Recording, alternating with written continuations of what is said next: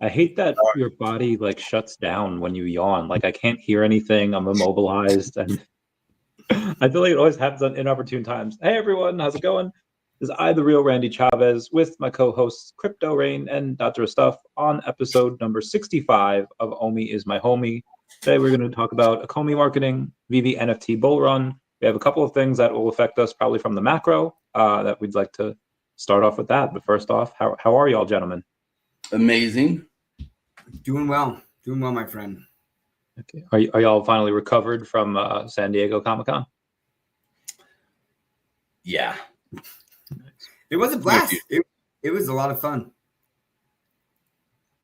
I wish I could have partaken. I know there's some debate about where people are going to meet up next. Obviously, New York is going to be one of the big places.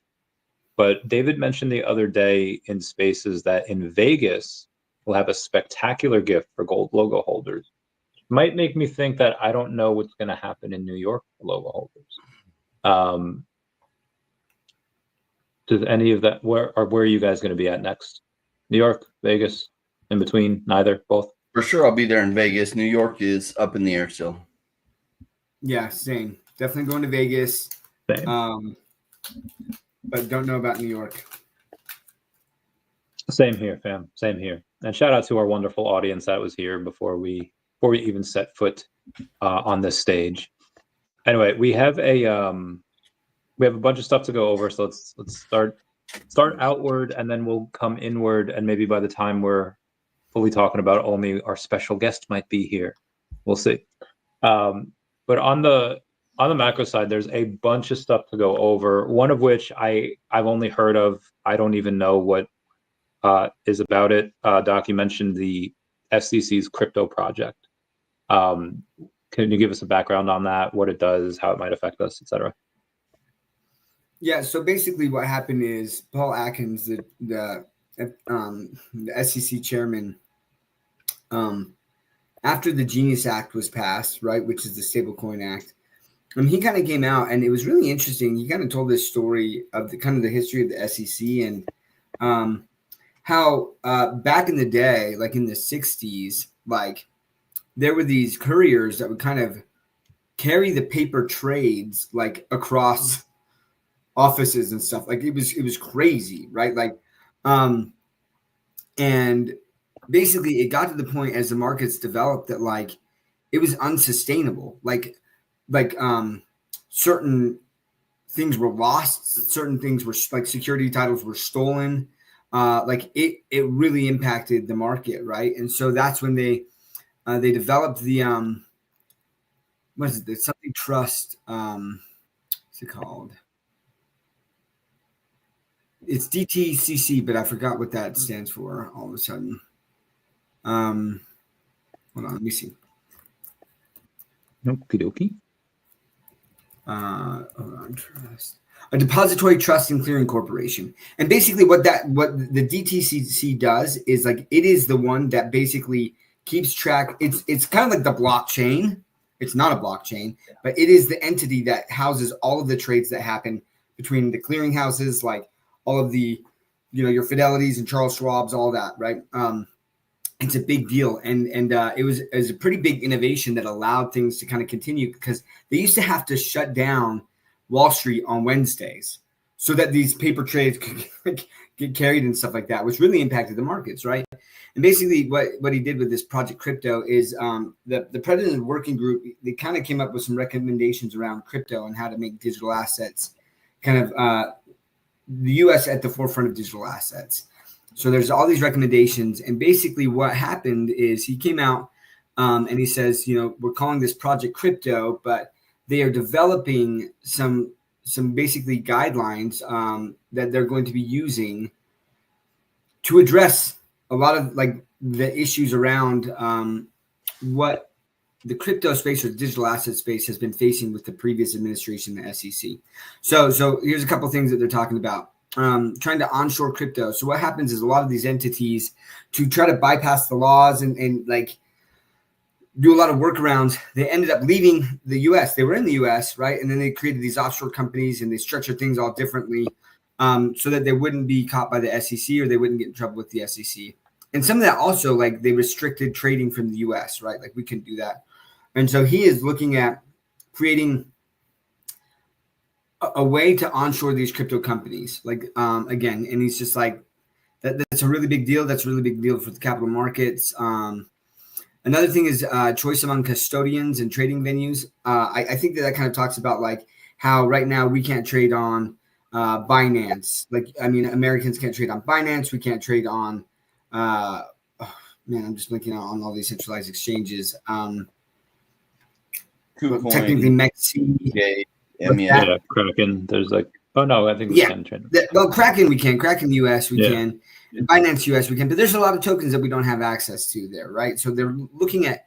I mean, if I'm to try to like encapsulate everything that he said, it's just like we're really trying to provide clarity around the crypto space, and it's really, really bullish the way that they're addressing that, because there's digital collectibles, there's art, right? And also talks about like securities, and he's all, it was like certain tokens, if they were securities, all of a sudden, like it was like this scarlet letter for them, like, oh, like you're a security. And he's like, no, like some of them might want to be securities. Like there's a lot of things that can happen and be helpful, right? Like if it is a security, they could do burns, they could do buybacks, they could do a lot of things there, right? Like they just have to do some reporting. So depending on the structure and the company or the project and what they're trying to do, like there can be times when it might make sense to make it a security. But he did say that the majority of crypto tokens are not securities. And that's basically, like he came out in this speech and said that, right? Which is way different than what the previous administration was doing. Another thing he talked about was super apps. And kind of like what that is so right now there's certain entities that like they can't trade certain cryptos, but there's this question as to like, are they allowed to do crypto securities? Can they do crypto non-securities? Can they do traditional securities? There's all these different things. And he's like, we want to make it so that it's possible where basically you could trade everything all in one app. And you can kind of do that on Robinhood to a certain extent, right? Or even like, on Robinhood, basically you can buy stocks but you can also buy crypto. But there's questions around like what tokens basically Robinhood or Coinbase can even house on there. Are they securities? Does that make them an unregistered securities broker? So anyways, it's a lot. What this is all going to do is really bring a lot of capital back to the United States, a lot of investments, a lot of companies back here, because this is where, listen, a lot of token holders are in the US, like a lot of people in the US do, and there's a lot of money in the US, right? And so really kind of opening this up, and basically what they're telling all of the markets is, hey, we are here. We're going to be creating some very, very friendly rules. It's got to make sense, but I think within the next 6 months, we're going to see some big changes and clarity around that space, and a lot of companies starting to build in the US because of it.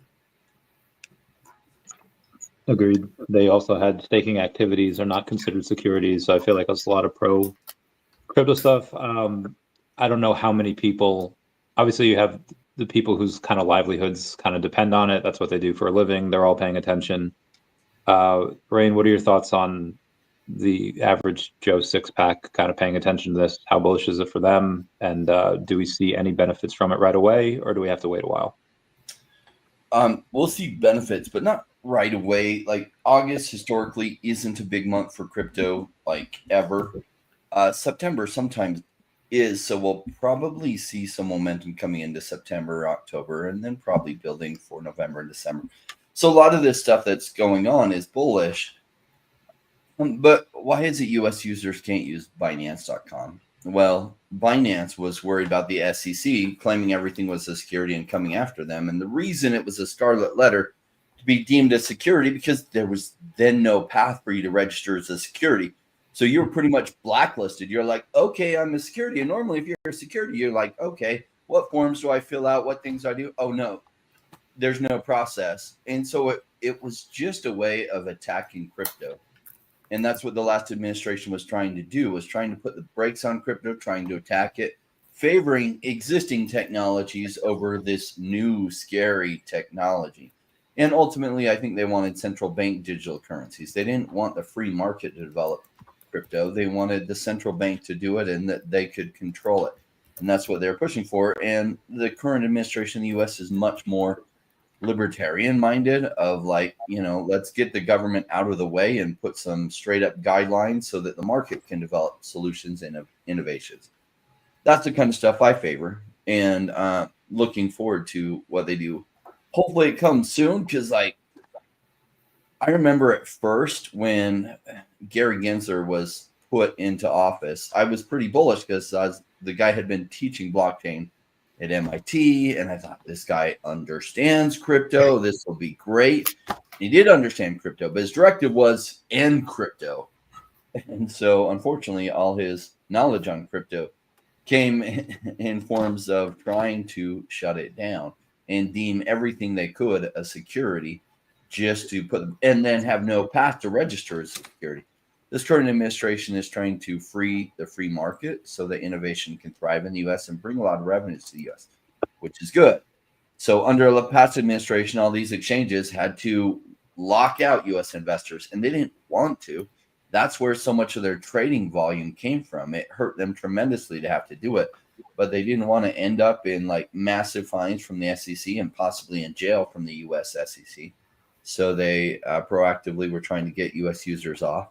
Hopefully, gosh, I'd love to see Binance be able to open up to U.S. people in the coming months. That would be great.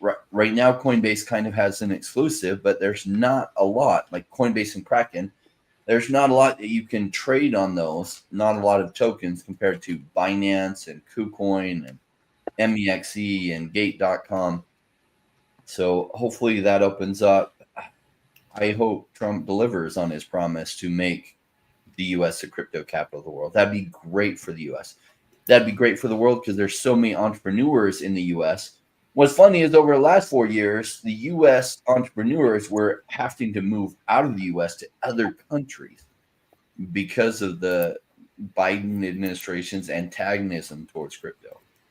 So we're seeing a shift. I think it's bullish. Just things don't happen right away. I think the average Joe starts getting impacted, like starts getting into crypto when they see Bitcoin breaking 130, 150. That's when they're like, no, because it's already on their mind. They're just not taking action. But when they see it break 130, 150, they'll be taking action and probably pushing Bitcoin towards its peak. I agree. There's White House is drafting an executive order that Trump will sign that will be fining banks if they are discriminatory against crypto companies and conservatives, but we're going to focus on crypto. It doesn't mean that the banks still won't do it. It's possible they still will, and they'll just pay the fine. But depending on how big that fine is, they'll be like, okay, we're not going to do that. We'll just, they set that new precedent. We also have, there's a whale that I know that, has been dollar cost averaging for years, but he is convinced that now is the time. Taking out a second mortgage on his home at 12%, and is going like more than half of it is going into crypto. Now, granted, it's going into really safe stuff. It's Bitcoin's ETH, but a decent amount of some of the stuff that we have too as well. Arguing that 12% a year isn't going to be nearly as bad as the gains at which he would get. This isn't somebody that has a $150,000 shack. It's a pretty nice house. Again, it is a whale. Is this FOMO? Is this an outlier? Do you guys see something similar on your ends near your parts of the world? Or is that just this kind of the first of what you think might be many in the future? I think there's going to be a lot of people who take out debt to purchase crypto. I think it's a terrible idea. What happens is you put yourself at risk for your emotional side overtaking your logical side, right? Because, man, when it's something that like you can't afford to lose, or there's more stress around that because you're taking a loan against your house. So if you don't pay it back, all of a sudden can you lose your house? That's not like, I would never tell people to do that ever. I mean, but listen, everyone's going to do their own thing. They have their own risk tolerances. So I'm not going to shame that, but that's definitely not something I would do and never tell anyone to ever do because of that. Like you start stressing about it. You start looking at things every day, and you just can't let it ride. And that's the important thing in crypto, right? There's going to be these big volatile swings. I had a buddy of mine that reached out to me, and he's like, "Oh, I'm buying XRP. I'm so bullish on it." So he buys a ton of XRP, and then it's dipped, and he's like, "Oh, I think I made like a huge mistake." And I was like, "Well, why did you buy it? What was your time horizon?" Well, I was hoping things would, progress in 3 months. I was like, "Okay, well, it's been 3 days, and you're already stressed about it because it's down, And I was like, "But your time horizon was 3 months. So why are you stressing now?" Well, because it's just down bad. It could go down even more. And I'm like, "Yeah, it could. It could." That's the risk, right? Like, are you willing to take that risk? And when you're playing with money that you can't afford to lose, people almost always, they sell at a loss when it dips, because they're like, I can't afford for it to go down even more, is where they get to, right? And so then they just sell out there. And they're like, oh, like, and then when it pumps back up and they're just like, oh my gosh, why didn't I keep it in there? It's like, because you were emotional, because you had money in there that you couldn't afford to lose. And so like I threw some money in XRP and it's down, right? But like, again, my time horizon was like 5 to 6 months. Like there's some things coming out in November where all of the banks across the world have to be compliant with ISO 20022. And like there's, even though the SEC has said like, hey, we are withdrawing our appeal, they haven't formally done that yet. And because they haven't formally done it, there's a few things there that need to still come into play. And maybe they will, maybe they won't, right? But I was willing to take that risk. I'm like, it is what it is, but it's money I can afford to lose. So, but I listen, I remember back in the day with VeVe stuff, when VeVe was hot and literally people were telling, I won't name names, but shame on them. And there's some of these people who sit there and say that they're super smart and that they left VeVe and like they're fudders now, but they were telling people to take out credit card loans to buy collectibles. And I was like, hey, don't do that. I would not do that. I would not do that. And, it's just sad. It's just sad to see. And they got wrecked, And so anyways, those are my thoughts on that. So I have some thoughts on this subject because in theory, it's an amazing idea to do that. In practicality, it only works out well in two situations. And one is completely luck. And you don't want to rely on luck. So if you're borrowing money against your house, the question is like, can you afford that new payment with your job already? So if you can afford that payment easily with the job that you have now, then your risk is lower, because even if that crypto goes to zero, you can still afford the payment. So have you taken on more risk? Yes, somewhat, but that risk is mitigated because your income on a monthly basis can afford that. I know someone who did that with that situation. I was like, okay, makes sense. Most people who are doing this, they go in the second scenario, which is they're mortgaging their place and they're maybe setting aside some cash and they're hoping it works out before really that comes due. And still, like, the timing for that is good, but like Doc said, it will mess you up because you become very dependent on the price. You're going to enter an emotional side of you that's going to wreck you. So in theory, that side looks very, very attractive. You'll probably make really bad decisions that way because like it'll go down by 50% and you'll sell and then you're massively down and then you're out of it and then it will pump on you. And it's all because you're going to be so emotional about your decisions at that point. Why? Because you were using money you can't afford to lose and you'll enter an emotional side. Now, if you're using money that you can't afford to lose, it's way easier to stay on the logical side and just be patient. And the big part about this is being patient. I saw some of the comments earlier. I'm like, these guys, they crack me up. They jump in here and they're like, OMI's never going to recover. And other ones like, Randy, at one point your OMI was worth $1 million and you didn't sell. And now, and you sold Pokemon to get it. It's like, yeah, you sold Pokemon at highs to buy OMI, and yeah, OMI is down, but I think all you need it to do is go to 0.4 cents, which is not very much of a stretch, and you'll be a millionaire again, and then further upside from there, and that's just on your OMI position. Yeah. So it's like, is it a risky position? No, it's actually a pretty good risk on your part. Does everybody get it? No. Most of the people here that are making these comments, in fact, 100% of the people making these comments haven't made millions of dollars through any type of investment, much less crypto investment. So their opinions are just coming from an uneducated standpoint. Of course, OMI is going to flip around, but they're dealing with massive recency bias that what has been happening is what's going to continue to happen for forever. And that's not the case at all. OMI is one of my favorite potential risks versus rewards out there. Do I know it's going to happen? The founders could get struck by lightning while they're flying in a plane crashes, it dies, all the brand deals fall apart, and VeVe collapses. That could happen.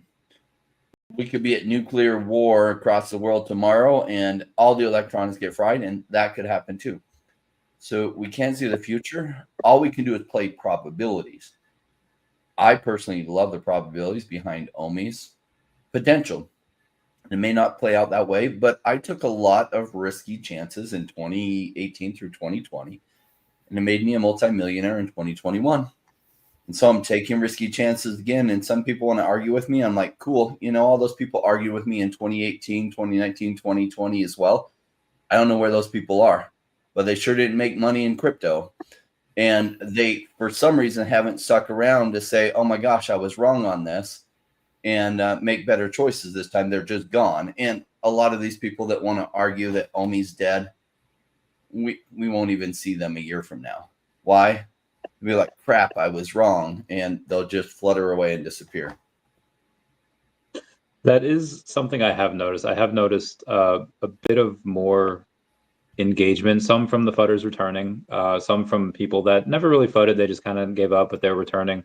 Either way, giving I think a glimpse into the future of what might happen as things turn around.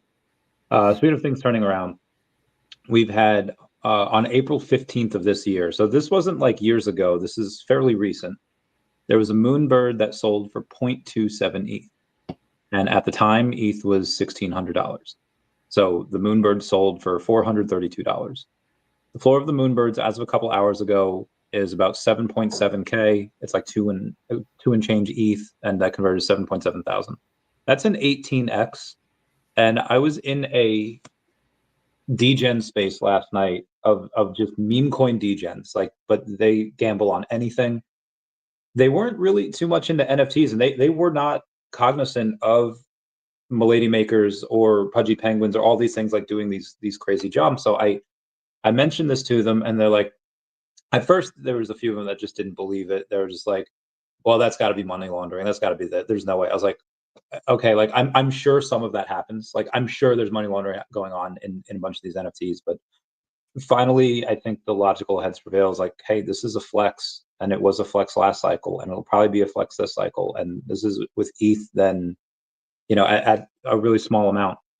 I think that at some point, and you've already started seeing it with the blue chip NFTs, with partner statues and Secret Rare Spider. The MC1 Secret Rare went to like 9K today for some reason. I don't know how many were sales. I don't know how many were just delistings.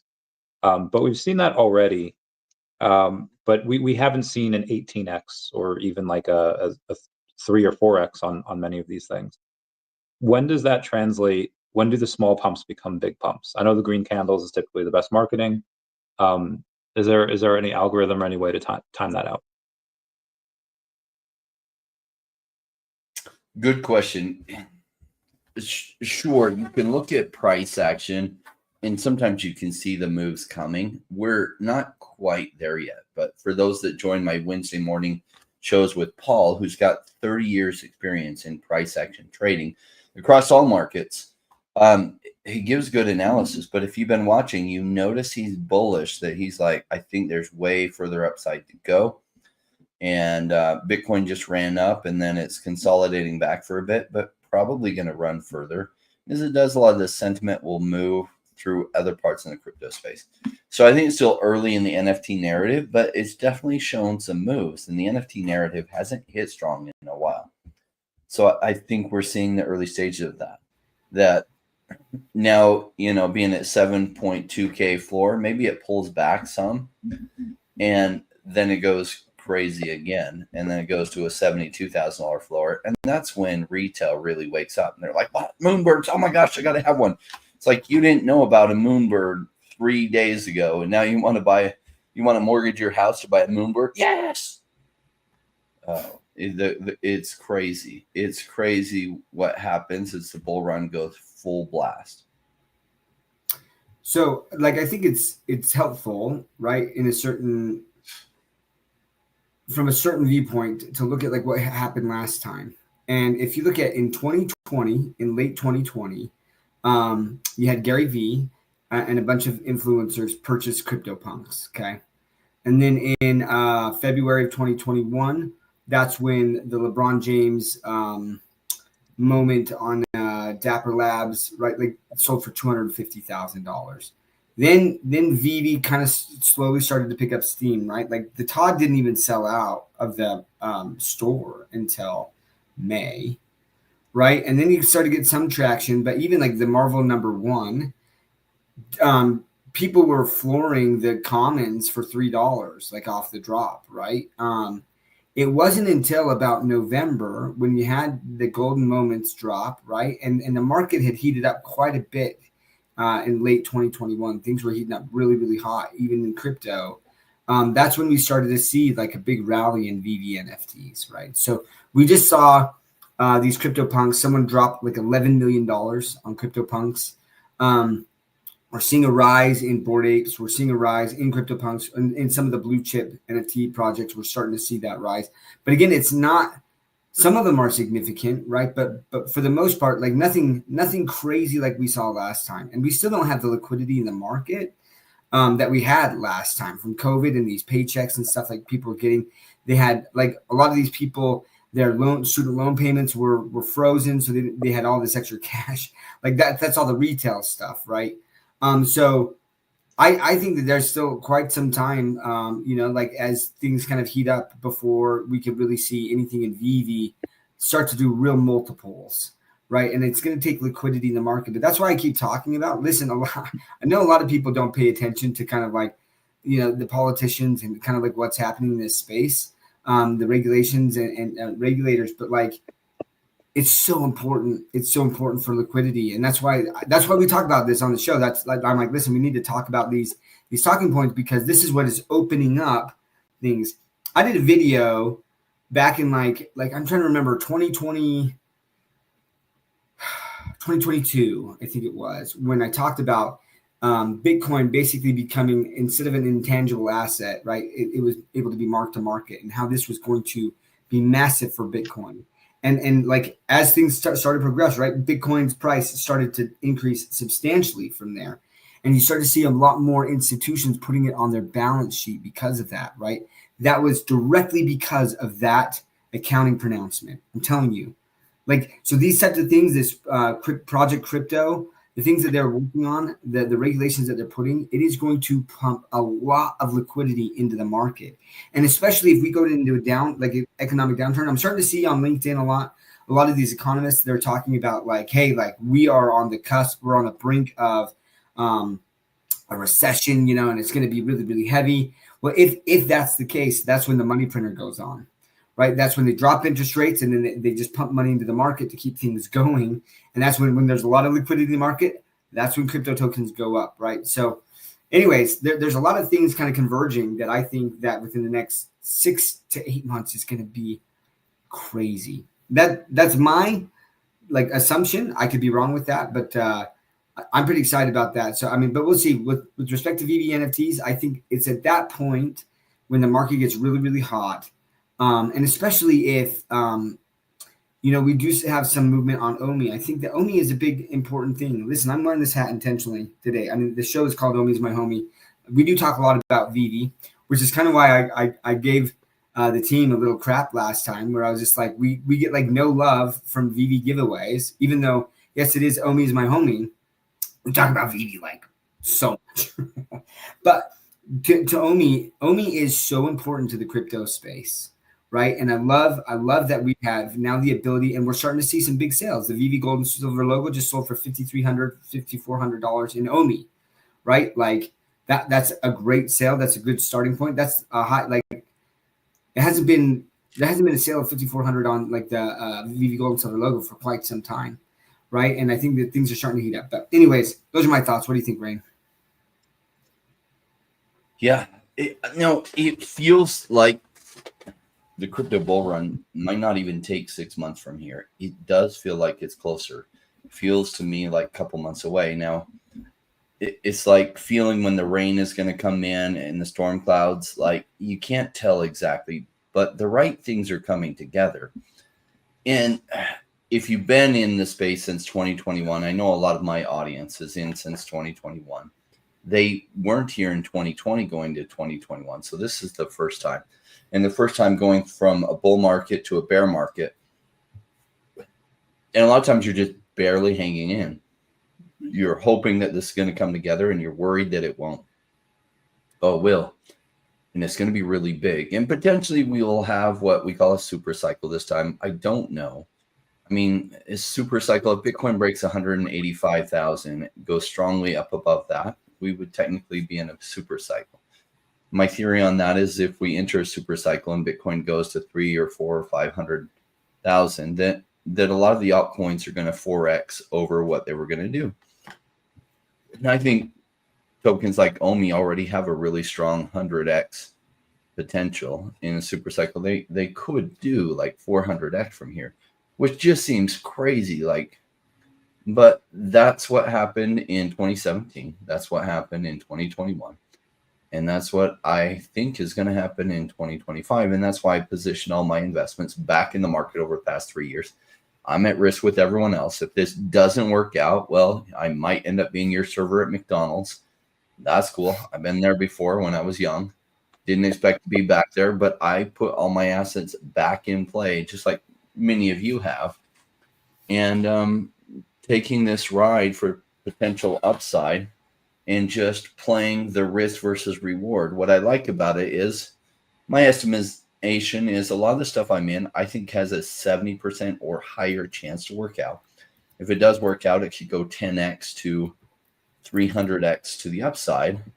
And so I like those odds. So I'm taking some big risks with it. And I know many of you are taking some of the risks in crypto, and it's going to be exciting to see how it plays out. OMI is one of my favorites, which is why we did this show. It was funny. The FUD was like peak FUD like a year and a half ago, and we're like, let's do a show that's us three. Let's just straight up call it OMI is my homie, because like all the FUDders on this are just dead wrong. OMI's going to turn around at some point, and it was one of my favorite risk versus rewards out there, with David, you doing such a good job leading VeVe, and Dan doing a good job leading VeVe, and like the team. It's like, I really believe that VeVe is going to be the #1 digital collectibles app. And if they do that, their token associated with it at some point is going to turn around and go crazy. And so I was like, I believe in OMI more than ever. I continue to believe in OMI more than ever. And I think it's so funny that there's still some FUDders out there that can't see how strong VeVe is and realize that that is going to impact OMI's token when things go crazy in the coming bull run. And it's like, okay, they don't get it. I couldn't talk sense into some people back in 2020, 2019, and they missed out on the massive rise that happened in 2021. And I guess I'm still unable to convince a bunch of people about, the potential some of these things have this cycle. Oh, well. And a lot of it is some people aren't trying to listen. So you can't open somebody's mind who has it firmly shut. Man, it's like, cool. That's all right. Like, it doesn't matter to me if they understand this. I'm sharing this for those that are trying to understand it. Those that don't want to understand it, I don't even know why they tune in. It's silly to me that they do.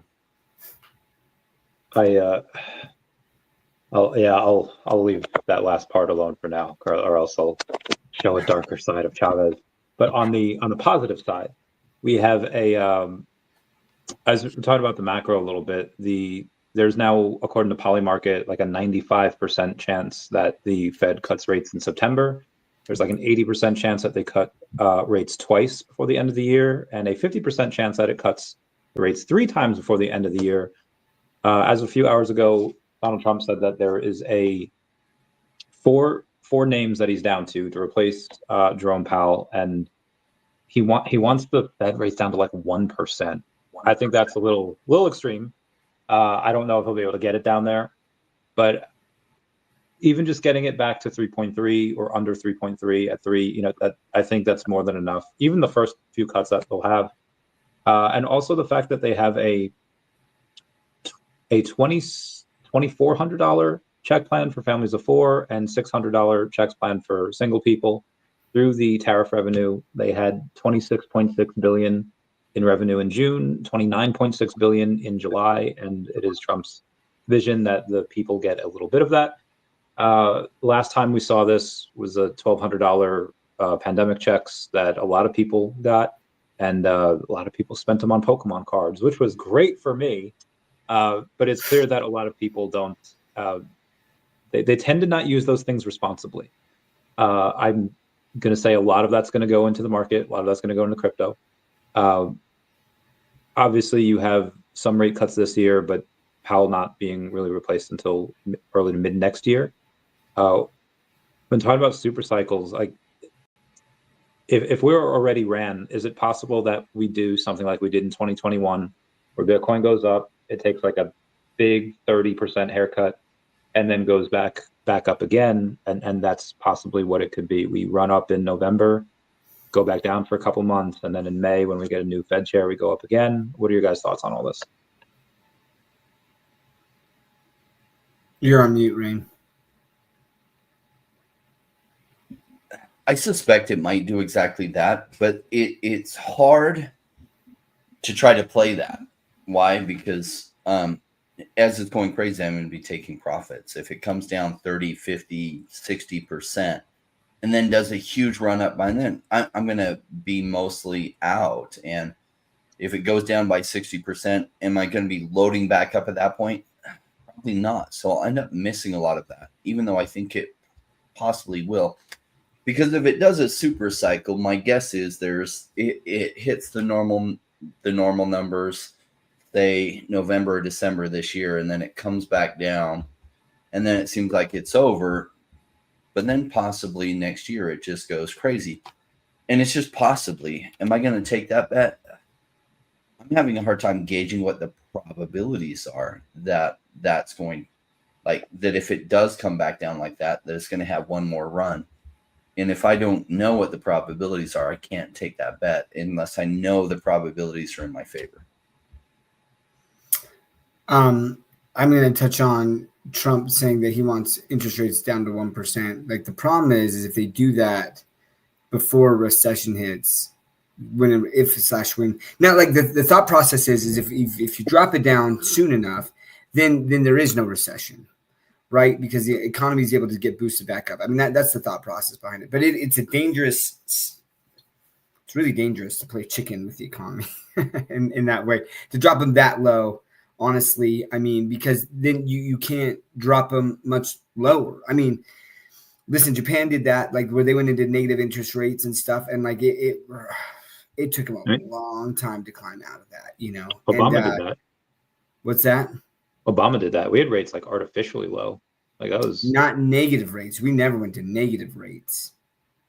What were they? They were. I know they were super low. Well, they took the Fed rate down to almost zero. But the rate that then trades at is above that 1 to 1.5% above that. So if the Fed rate is at 0.25%, then oftentimes a lot of loans are going to be changing hands at like 1.5 to 1 3/4 between banks, and they're going to be lending out mortgages at like 2.5 or 3%. For I think the 10-year loans were like crazy low interest rates, like 2 3/4% and stuff. If somebody did a 10-year loan or a 15-year loan. Yeah, sorry, I'm trying to look at this, but yeah, let's see, Fed funds rate history. I'm looking. Yeah, my understanding, I don't think that it's ever gone to below zero. Gotcha. There, but like Rain was saying, right, is it's like you can drop it to zero, but there's always a spread. It's like Fed funds rate plus 1.5% or what banks are lending on. Like my mortgage that like it was at 2.2 5/8%, 2.625. Like that's what I got my mortgage rate at. It was insane. But anyways, let's see. I'm just looking to see if it Hello, God. I just remember being super. I don't actually remember what price it was. I just know it was super low. Yeah, and very close to zero. I guess I forgot just which end it was at. But for a long time, right, it was close to 0.025 to 0.5%. I mean, that's crazy, right? Okay, December 16th of 2008, the Fed funds rate was 0 to 0.25% in 2008, right? But it never got negative. But that's what they did is they slowly, slowly, actually, October 8th, they cut up 50 basis points, and then October 29th, they cut another 50 basis points. And then December 16th, they cut 100 basis points, right? So it was a rapid decrease there, really trying to help out the economy. And it still took us years, right? 4 or 5 years to climb out of that recession. That's what they call the Great Recession. And so I just think, man, going to 1%, just doesn't leave a lot of room. But again, the counter argument is that if you can drop it there before the recession hits, then these companies can kind of get restarted back up and growing, and we never really hit the recession, or it's a lot less impactful. Agreed. Ben Korea, the Fudders will always have a place in my heart. How else could I buy for such a low price? And yeah, that's definitely one way of looking at it. Another way is being a little depressed, like saying, at what point does OMI stop going down? I like Big A's comment right next. Look at Big A's comment right after. My magic 8-ball is in the shop. It used to work, not anymore. Anyway, the way a lot of people I really like, Doc, your story before about somebody buying XRP and then you say hey, how, what's your time horizon on it? And I know we've kind of all said this before, hey, in 6 months from now or a year from now, let us know. And then, that time has passed. But I feel like the closer we get towards the end of the year, the sooner we'll have that, inflection point where stuff eventually does stop going down and it goes up. We don't know when. It could be this month or it could be in February. We have no idea. Do you guys have any time horizon on that when you guys start to get worried? Be like, well, it's January now, hasn't run up yet. But what month you might get worried? Be like, hey, this is getting really far into the bull market here. I'll be pretty worried if by July next year things haven't massively run for the altcoins. I'd be like, wow, okay, well, let's see what happens here. Because I would say the probability of that is less than 10%. And if we get to July of next year and altcoins haven't gone up, something is pretty wrong with my thesis. Yeah, similar to Rain, I can't predict when the run's gonna happen, but I already talked last week or a couple weeks ago about all of these Bitcoin treasuries that are kind of getting started, right? And or these Bitcoin reserves, they've approved it as part of their budget, but those budgets they don't kick in until next year. And so that's when we could actually see a lot of buying on, but there's still a lot of OTC deals and stuff that could happen that would cause, might not cause tokens to pump. But at some point, like I said before, some of that OTC, right? The people who want to hold it, they bought the OTC and now there's no more OTC. And so then they're going to have to buy from the market at some point, right? And then that's when we're going to experience some pretty significant runs. And then it's just kind of almost like a self-fulfilling prophecy, or it reminds me of is it Austin Powers or whatever, the fat bastard character, where he's just like, I eat because I'm fat and I'm fat because I eat. It's a vicious cycle, and basically the price of Bitcoin goes up and then there's FOMO. And so then they buy. And so then the price of Bitcoin goes up and then there's more FOMO and then people who didn't buy, right. And it kind of it cycles up like that. Right. And that could happen with countries. That's crazy. That's crazy because then they're like, oh my gosh, we need to be a part of this. And instead of, your retail buying, $2,000 of it, you've got these countries buying tens of millions, hundreds of millions. So, but when that happens, I don't know, but so I would put it as a caveat of this is if I start seeing, Flow blockchain, or I start seeing like kind of like projects that are kind of in the similar vein as Omi, right, with metaverse or digital collectibles or something like that, and all of those tokens are pumping and Omi isn't. Yeah, that's when I'd be concerned. But that's kind of my metric is when are those doing, because it's got to hit a narrative, Yeah. So part of the data I like to look at is things that sell out, or just how much money is made. I mean, you could have something sell for like the Modville comics. There were like 800 comics, they're like $7 each. That doesn't.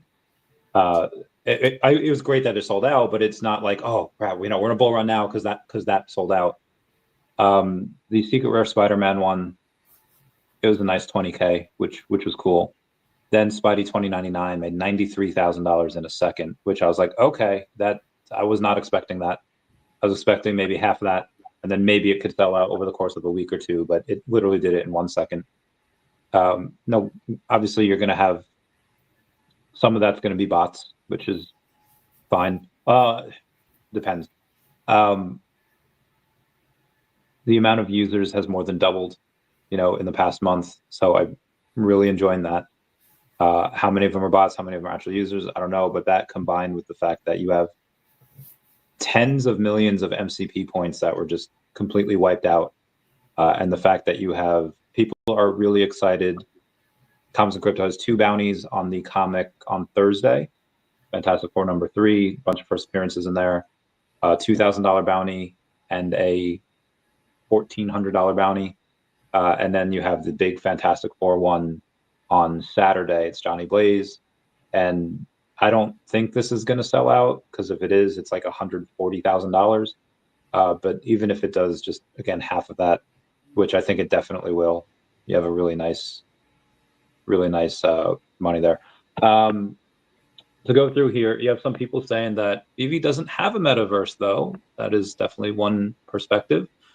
And you have Big A saying it's metaverse adjacent. Crypto Cosmos says Westboard Apes don't have a full metaverse yet either, but they are part of the metaverse narrative. Talking about other side. How do you guys view it? I mean, is it a metaverse if there are no independent games in there? How do you guys view, like, can VeVe run on both the NFT and the metaverse narrative, or is it strictly just NFTs because of kind of metaverse adjacent? It can. You saw blockchain gaming really run when metaverses ran, and they're somewhat adjacent. I think the first metaverse will actually be a really big blockchain game. Maybe Cornucopias hits that. Maybe it's another game that hits that. But we'll see. I mean, the metaverse is more of a concept anyway. Like, in practicality, the 2 big metaverses out there, Sandbox and Decentraland, are pretty boring. And Facebook changing their name to Meta and being like, oh, the metaverse is the big thing. People didn't know what it looks like. When that narrative hits, everything somewhat related tends to run. Is VeVe related enough?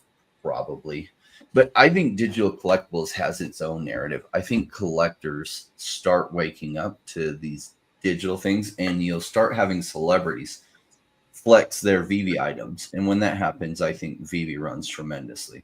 We saw that. That's why NBA Top Shots ran like crazy, is you had these NBA players flexing their moments, and NBA Top Shots went crazy in March of 2021. And a bunch of NBA players were getting moments of their friends and stuff and socially flexing them. I think VeVe's collectibles are cool enough that some big celebrities will be socially flexing their VeVe moments. I think so too. What about you, Doc? Sorry, what is the question? It was, can VeVe run in both the NFT narrative and the metaverse? Okay. Yeah. Like, I think Rain hit it on the head perfectly. Like we've seen stuff like that, right? Where a token is adjacent to it enough that, like, people also speculate. Listen, a lot of things are speculation in this space, right? And so VeVe could make an announcement. I mean, in fact, I just addressed some speculation. Someone had make Eccles, like, I really like Eccles, right? But he made a post about kind of Epic Games and Disney and Fortnite, and then, the VeVe-verse and stuff. And I just said, I haven't seen enough information out there to really think that there's anything tied there. The one thing that I've seen tied was that there was the partner statue. It looked like the partner statue in Fortnite's metaverse thing, right? Like, when they were kind of showing that. And the only other place I've really seen that is, I mean, the partner statue in VeVe.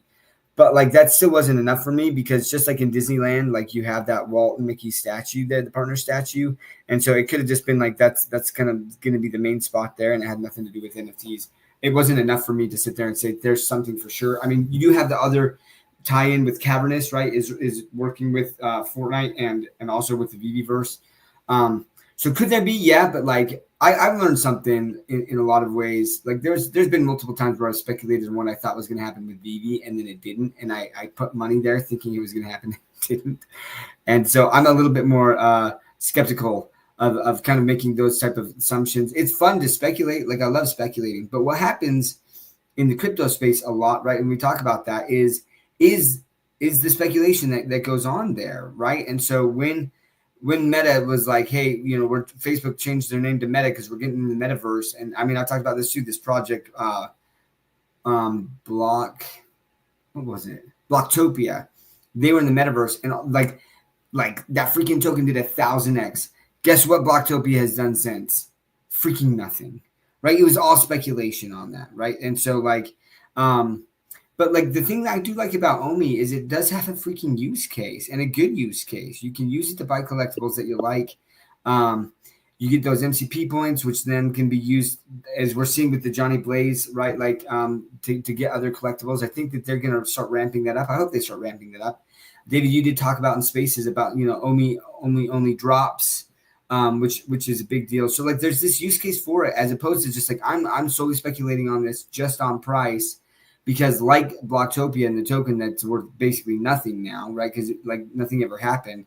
Omi has a use case. You can buy these collectibles, people can sell in it.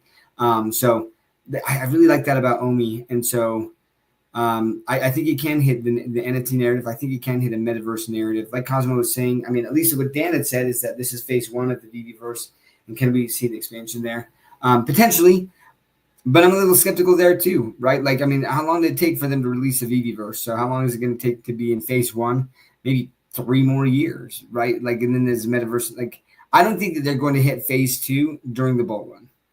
So there's that. But like, I do believe that someone got them to have like be named as a metaverse token. And if that's the case, when people go into like CoinGecko or CoinMarketCap and they're looking for metaverse tokens, Omi's going to show up and it'll hit that narrative. Agreed. I kind of wish it was the team that did it and not the community, but at the same time, it's like, look at what the community did. So, you know, bet on the horse, bet on the jockey. We had some nice community. And speaking of which, Cosmo, VeVe Viral, a bunch of people voting just every day, just publicly saying like, hey, I'm voting on CoinMarketCap. I'm voting on CoinGecko. I'm leaving these comments. And I mean, part of the reason why certain communities get noticed is because the community is just relentless. And when people do that, especially at large, where it's not just 1 or 2 people doing it, they're doing it, you know, like dozens of people on every post, on every day. I mean, that's what gets attention. And yeah, so God bless them. God bless our troops and gentlemen. Sorry, that was a Kevin James reference. Love that guy. Anyway, we have a couple of rising floors on some of the NFTs that I mentioned before, the Secret Rare Spider-Man, the special edition Spidey 2099, which is still at $900, which is like, good stuff. I think they had a good formula there. They had a common, they had a Secret Rare, and a special edition. And I think, you know, it would cost them to make 93 grand in a second. Johnny Blaze, I think, is a much more popular character than Spidey 2099. I think before the last 5 years, nobody knew who he was.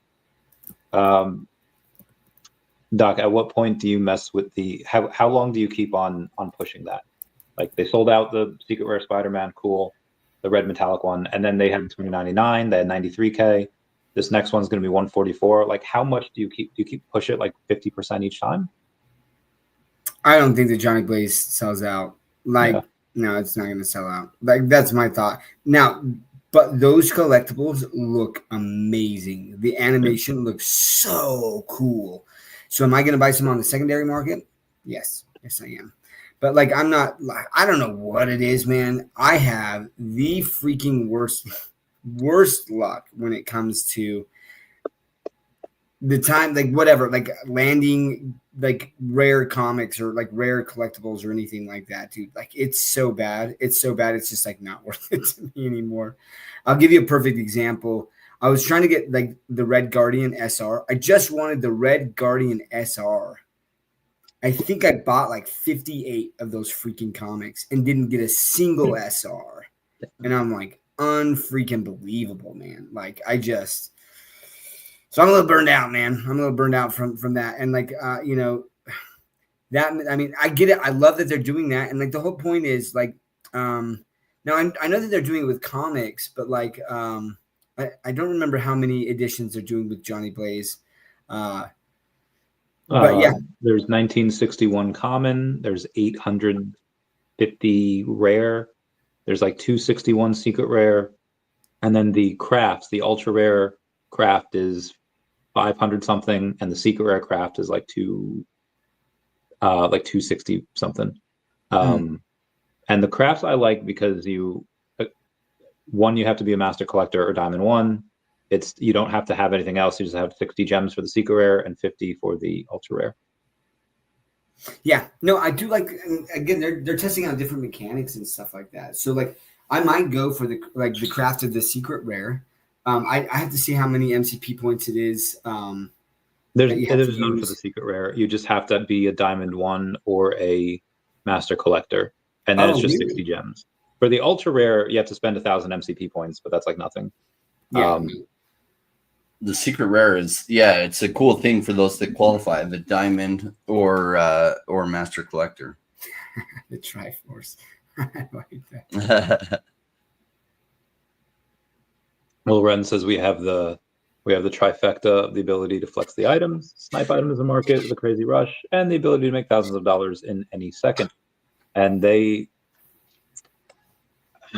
announced today they have a new drop coming next week. It's called AMAZ Felix.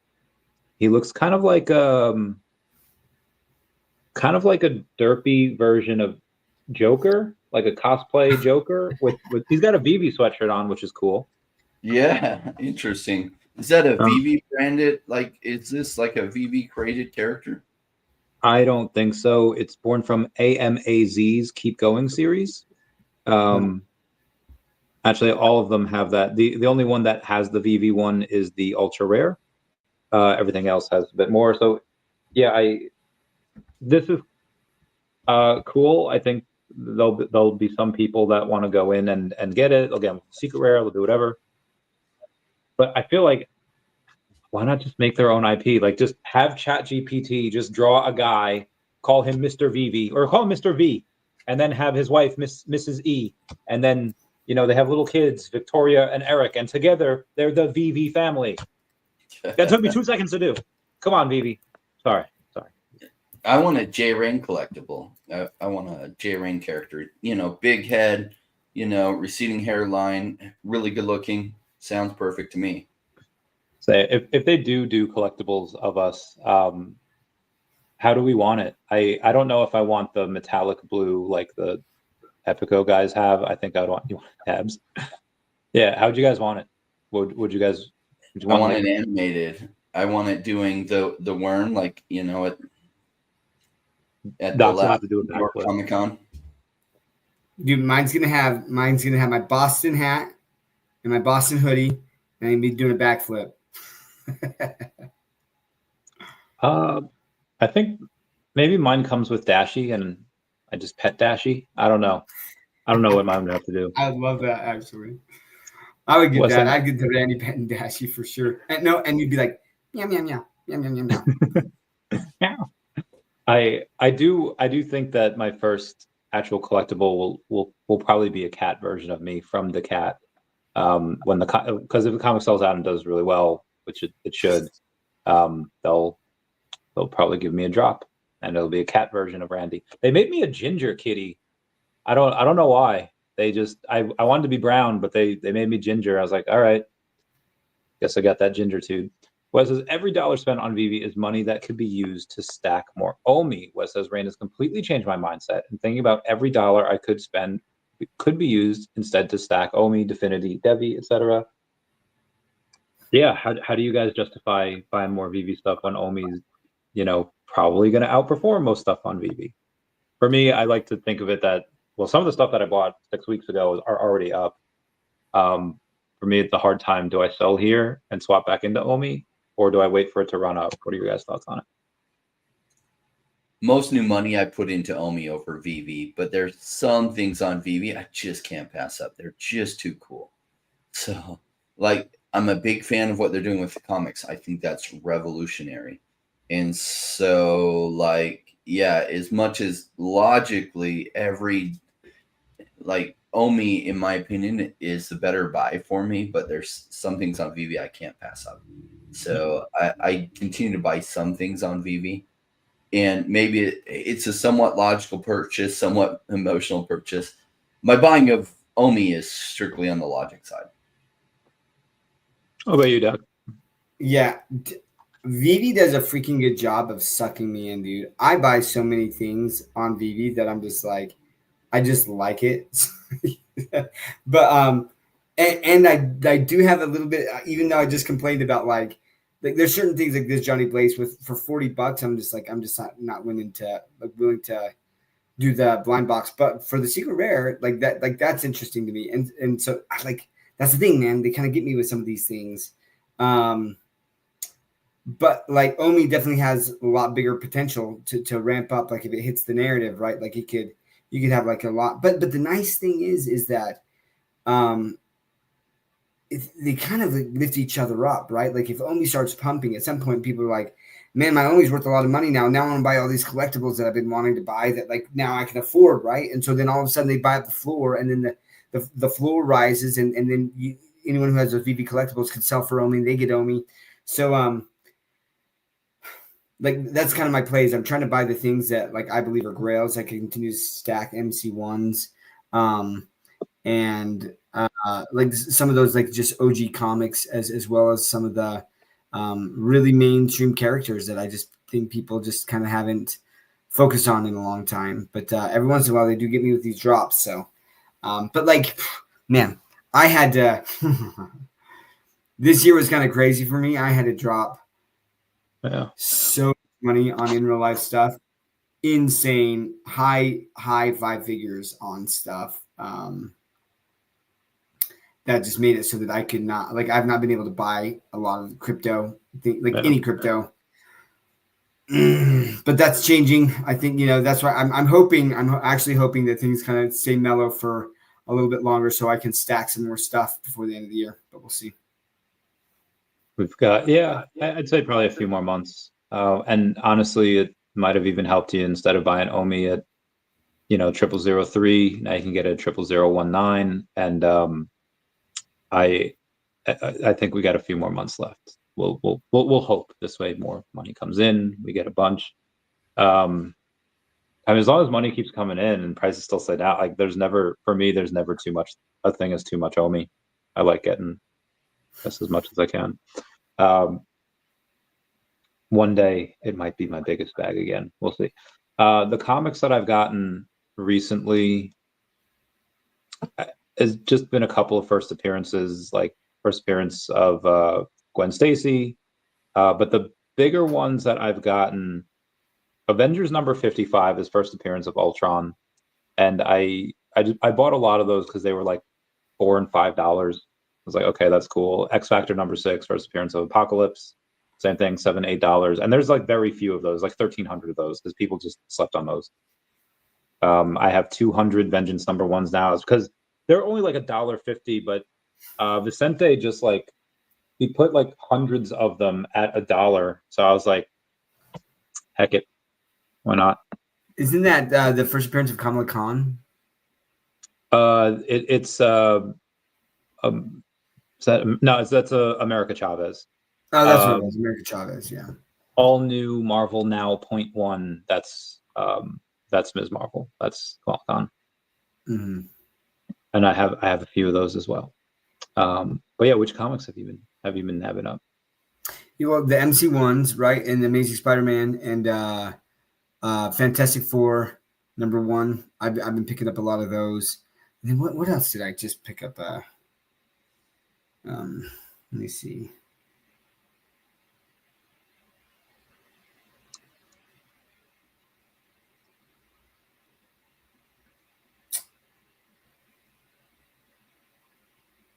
Oh, I did get the full set of the Thundercat Power Puff Girl collab comments. Nice.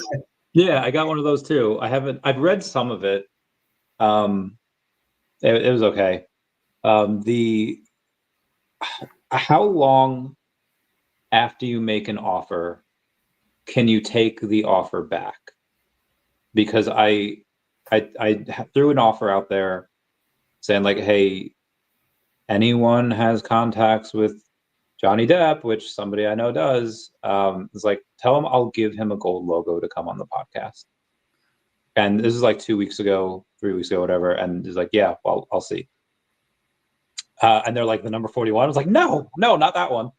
And this is when they were at like 4K, and now they're at 5,500. And if that one sells, then it's at 8K. Like Johnny Depp, I love you. I don't think I want to give you $8,000 though to come on the pod. I don't know if that's worth it. So how long before I can be like, hey, I want to rescind this offer? And bro, I would give Johnny Depp one of my logos at 8K price to come on my freaking channel. Are you kidding me? Okay, the amount of exposure that would get my channel is insane. Like my subscribers would jump up so much just from that, right? Like I'd be monetized, bro. Johnny Depp, if you're listening, don't take Randy's gold and silver logo. Take my gold and silver logo. Please come on my channel. I will also give you a bottle of whiskey, Johnny Depp, and we will drink like Jack Sparrow together. We will get that bread. I don't have whiskey. Can't give it to you. Yeah. Sorry, Johnny. Got nothing for you. Maybe one day. But okay, so you're saying it'd still be a good trade even at 8K. So, Johnny Depp, dude. Are you? Yeah, man. Yes. Okay. Yes. All right. Sounds all right. I'll keep the offer out there then. Rain, what do you think? Is it, I keep the offer out there? The offer to Johnny Depp? Yeah, give him a gold logo, even though it's 5,400 right now, and that's fine. But at 8K though, once this sells, then it goes to 8K. For me, that seems like a little. It seems like a lot, but I guess I don't know. That'd be nice for him to give you a gold and silver logo if you let him come on your channel. Yeah.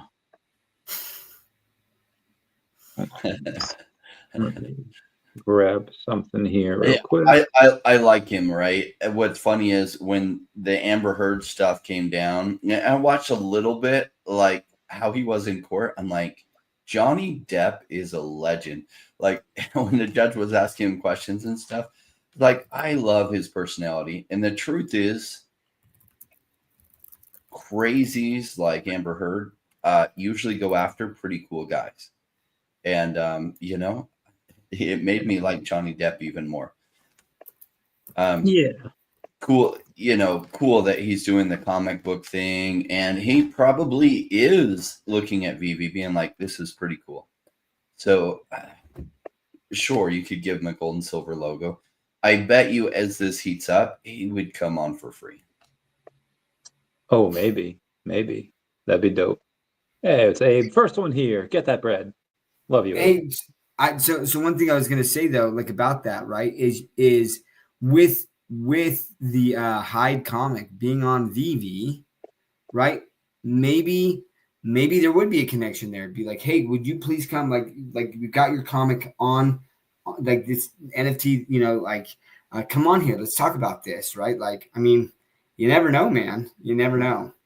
As a kind of a preview to that, Anthony Francisco will be coming back on the podcast just to talk about it because he's the one that did the art for it. He was on before because he's the creator of Baby Groot and the Dora Milaje for Marvel. Tried to get him to do a piece for the Decat comic, but he's a big time, and that is, oh my god, that would have been so much money. But he'll, but yeah, maybe there's two ways I can get him on.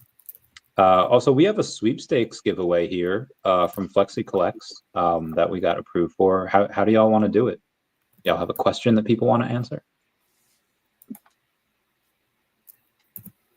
And then we get then whoever does it, whoever answers it correctly gets it. Sorry, Yeah. I was just laughing at Abe, dude. No big A. I've only dated Spanish women, so Amber Heard is just a normal girlfriend for me.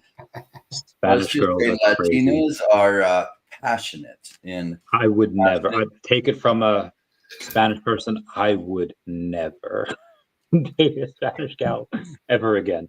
They will cut you. Well, hold on. You guys are saying Spanish women. That's Spanish women and Latina women are very different. Okay, fair point. Anyone south of the border is a no-go for Randy Chavez.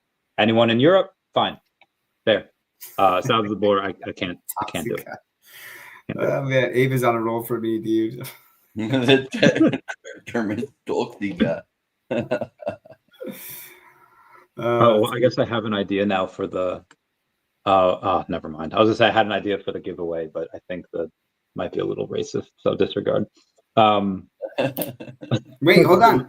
Let's post it. Post that we're gonna do the giveaway on X. Hold on. Yeah, and link it to your stream. Yeah, I don't know how to link it to my stream, but I think you just reshare your if you're streaming on X, you just like reshare it. And then say like, hey, we're doing a giveaway. Whoever comments first, and obviously whatever, or like just say we're doing a giveaway.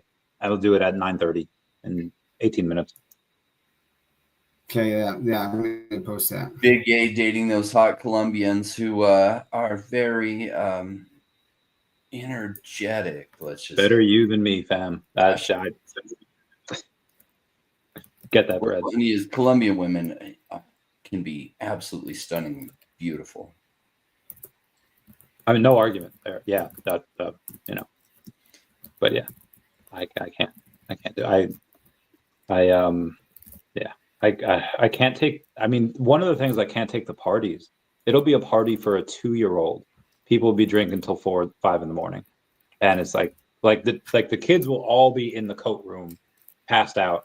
And they'll be bringing out their like 8th bottle of tequila. It's like, bro, can't do it. Yeah, they'll party till like 8 in the morning, and my cutoff when my brain's trying to go to sleep is like 3 or 4. I just 3 or 4 in the morning, and I'm just dead to the world.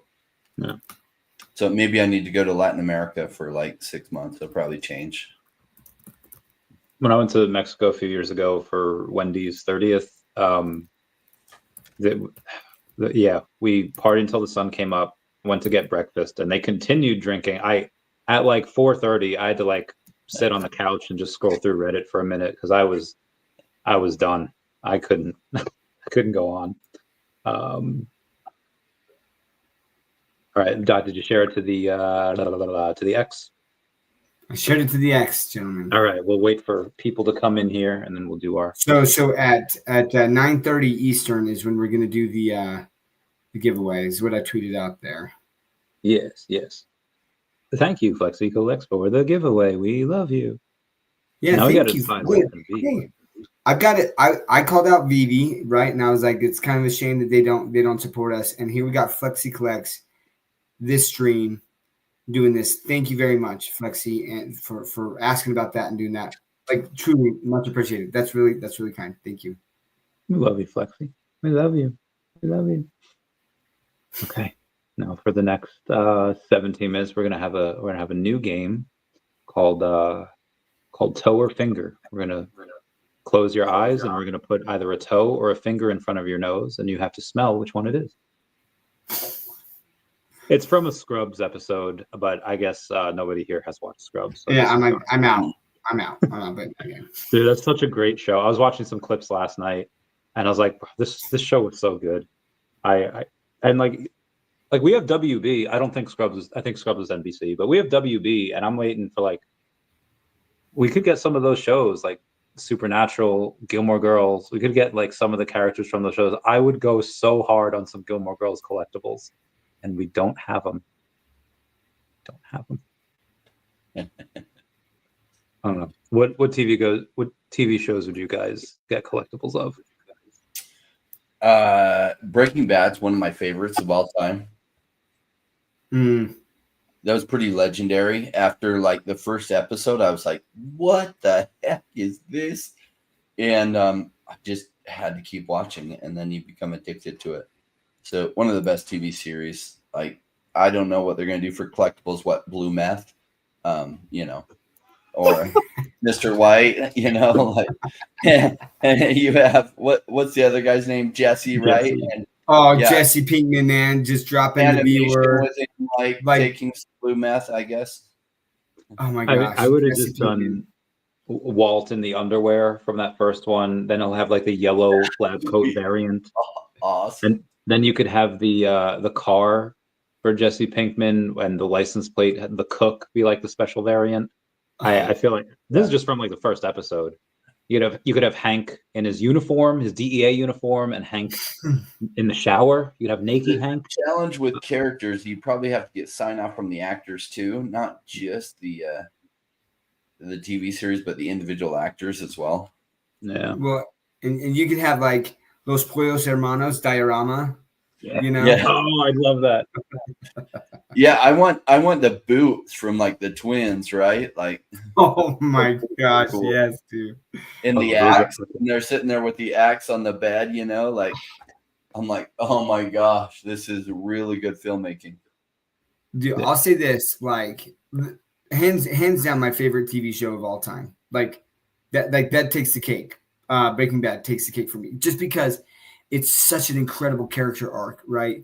And they didn't draw it out. Like, Lost was so good for so many years, and the ending was just the worst. Game of Thrones, so good for so many years, and then the ending was just the worst because they drug it on, right? And like they tried to change things, and with this, they just were like, it was at that peak, right? And people wanted more, and they're like, no, we're done. And that's how you got to do it. And the last episode was so epic. It's like so epic. Oh my gosh. Oh, dude! In fact, like I need to I'm committing right now. I'm gonna rewatch that series. It's so good. But I'll tell you what.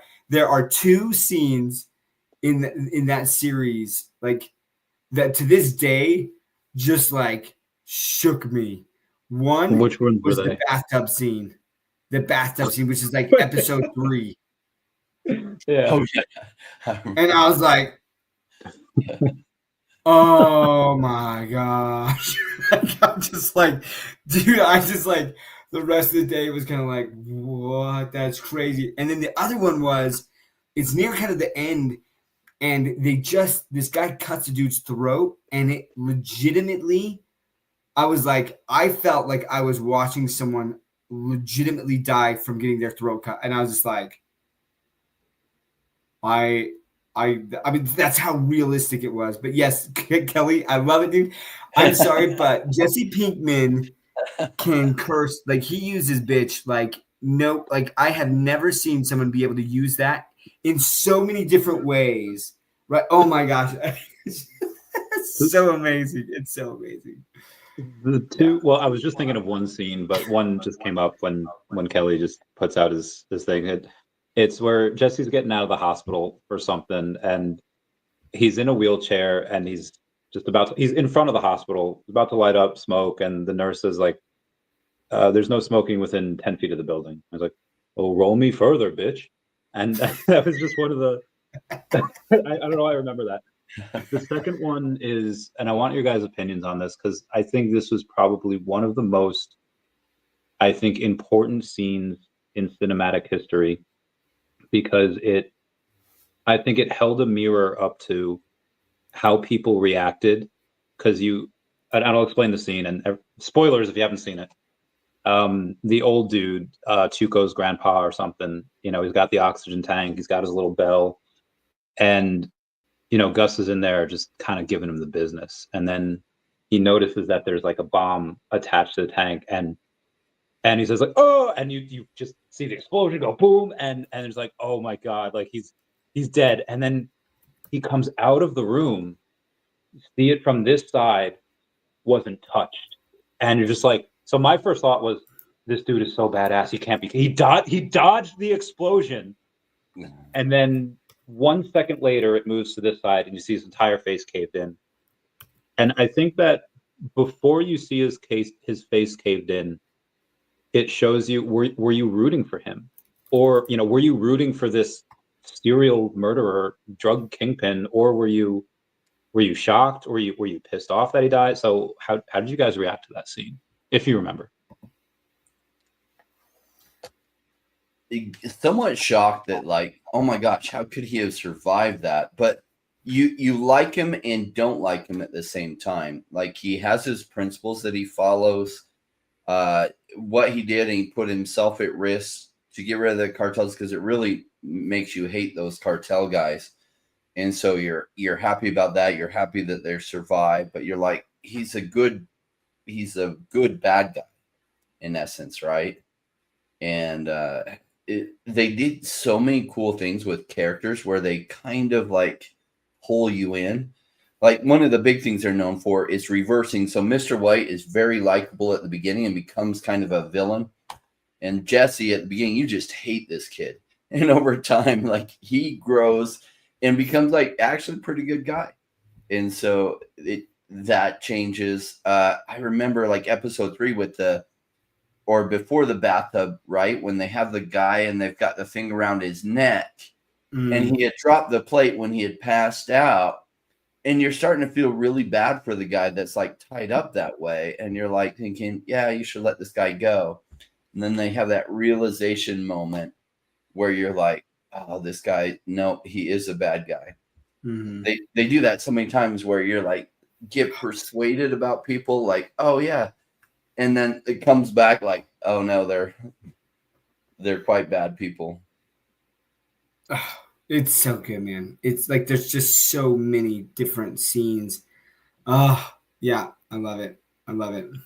How'd you react to that one though? Were you rooting for him to die, or were you rooting for him to stay alive? No, I wanted him to die. I didn't like him. I didn't like it. But like Justin said, like it was, and this is the thing that, well, a couple of things. So Jesse Pinkman, he was gonna die after the first episode, but people loved him so much, like just like his character and like the way that his lines, how he said it, that like there was such a great like positive reaction to his character that they kept him on, right, because of that. And that's happened every once in a while with certain characters from TV series and things. But I like when Justin was saying that he had Los Pollos Hermanos, and like the chicken with the heads cut off, and they run around, they do kind of these twitches and stuff. And so for him to kind of do his just signature move, like that's what his brain had done, really makes a lot of sense. And I'll tell you something kind of crazy. This is gonna be morbid. But there's a story, and this is a true story. This couple gets attacked, right? Like in their bed. And the husband ends up dying. But basically, like, so the police come in, and it's just like, what had happened? This guy had gotten hit in the head with, I can't remember if it's a hatchet or a baseball bat, right? Like, but like he gets up, walks down the stairs, and makes himself coffee, and then is like drinking coffee when he finally like dies, And so like the cops were just like, what the crap happened? Because there's just like this line, like of like blood, like all the way down, and they kind of like put it together that even that like his brain was just still kind of like active and doing what he did every morning. It was like a reflex, right? And so with that character, when he dies, and he kind of like, it was just that, right? It was just like that this is what I always did, and like the brain is still working for like half a second before it goes out. Oh, it's kind of crazy morbid, but really interesting how they tied that in. People's routines are so insane. There was this one, I don't even know if I want to tell it. But there's this guy that he just his routine is going to just going to work, like doing whatever, getting like a breakfast sandwich on the way and just going to work. And long story short, he forgets about something else that's in his car. It gets ruined, and he's like, my routine was ruined. And it was really, I shouldn't have brought it to crazy stuff. Anyway, good stuff. Peaky Blinders would be dope. There's a few minutes before this giveaway here. Wait, do you have the question that you're going to ask at 9:30? I don't. So we could, let's come up with that so that when we get to 9:30, hold on. I feel like we did this once before and like nobody got it for like a long time. Let me think. Well, obviously this is Omi's my homie, so I think that we should do a question about Omi. Hold on. Okay. We could do a question about Omi. I'm gonna write you. All right, write it in my chat.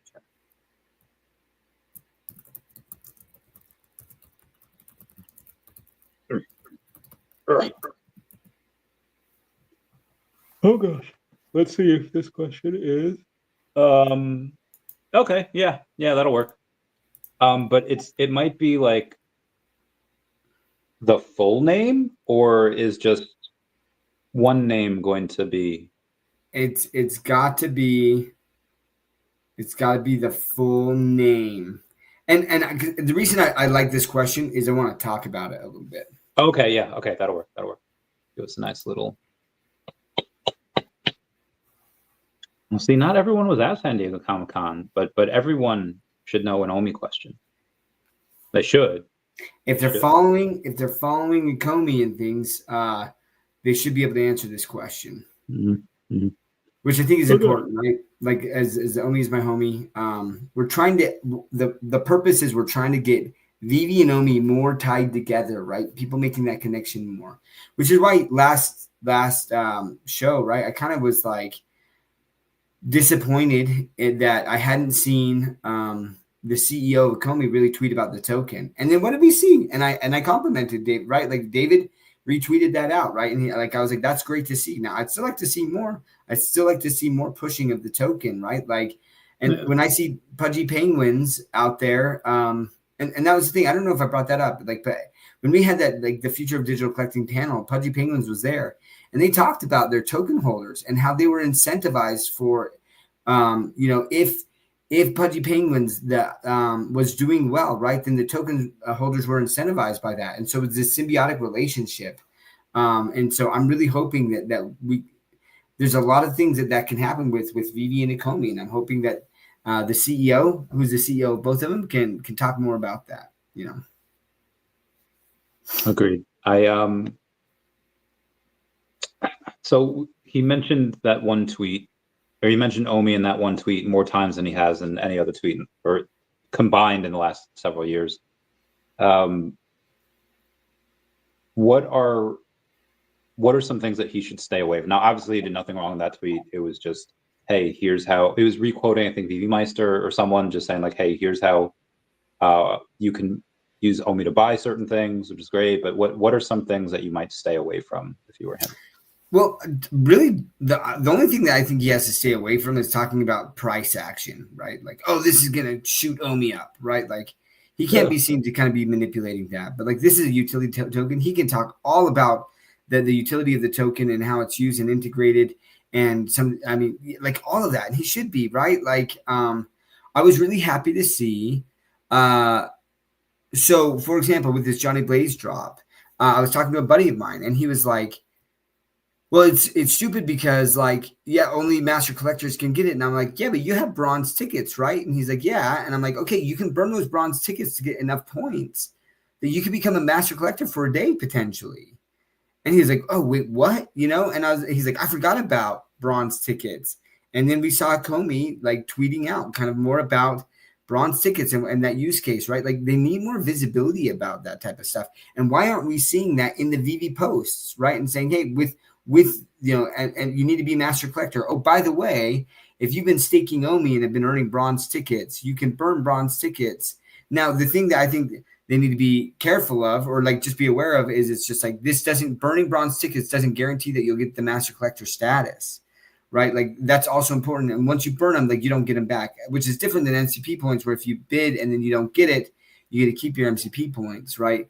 So these are things to keep in mind. But, like, again, to me, these types of things are kind of no-brainers as to, like, we should be talking more about the integration of the token.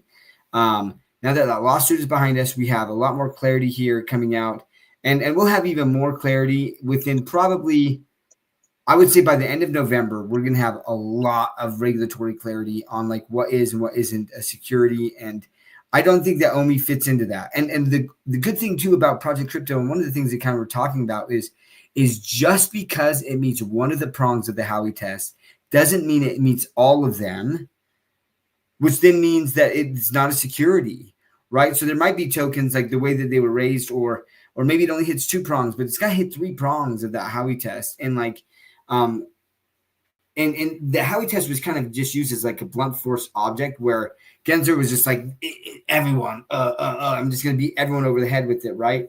Whereas now I think they're going to be designing this to be more of a scalpel and saying, okay, we're cutting out this section, this section of tokens or securities. Once that is established, they could potentially, and this is what I'm excited about, guys, is there's the potential, depending on how things are defined, that OMI could get back to doing buybacks and burns. Can't wait. I want to say that again. Depending on how things play out, there is a good probability that Ecomi might be able to do token buybacks and burns like they initially had in their original white paper. Remains to be seen, but like there's a decent chance now.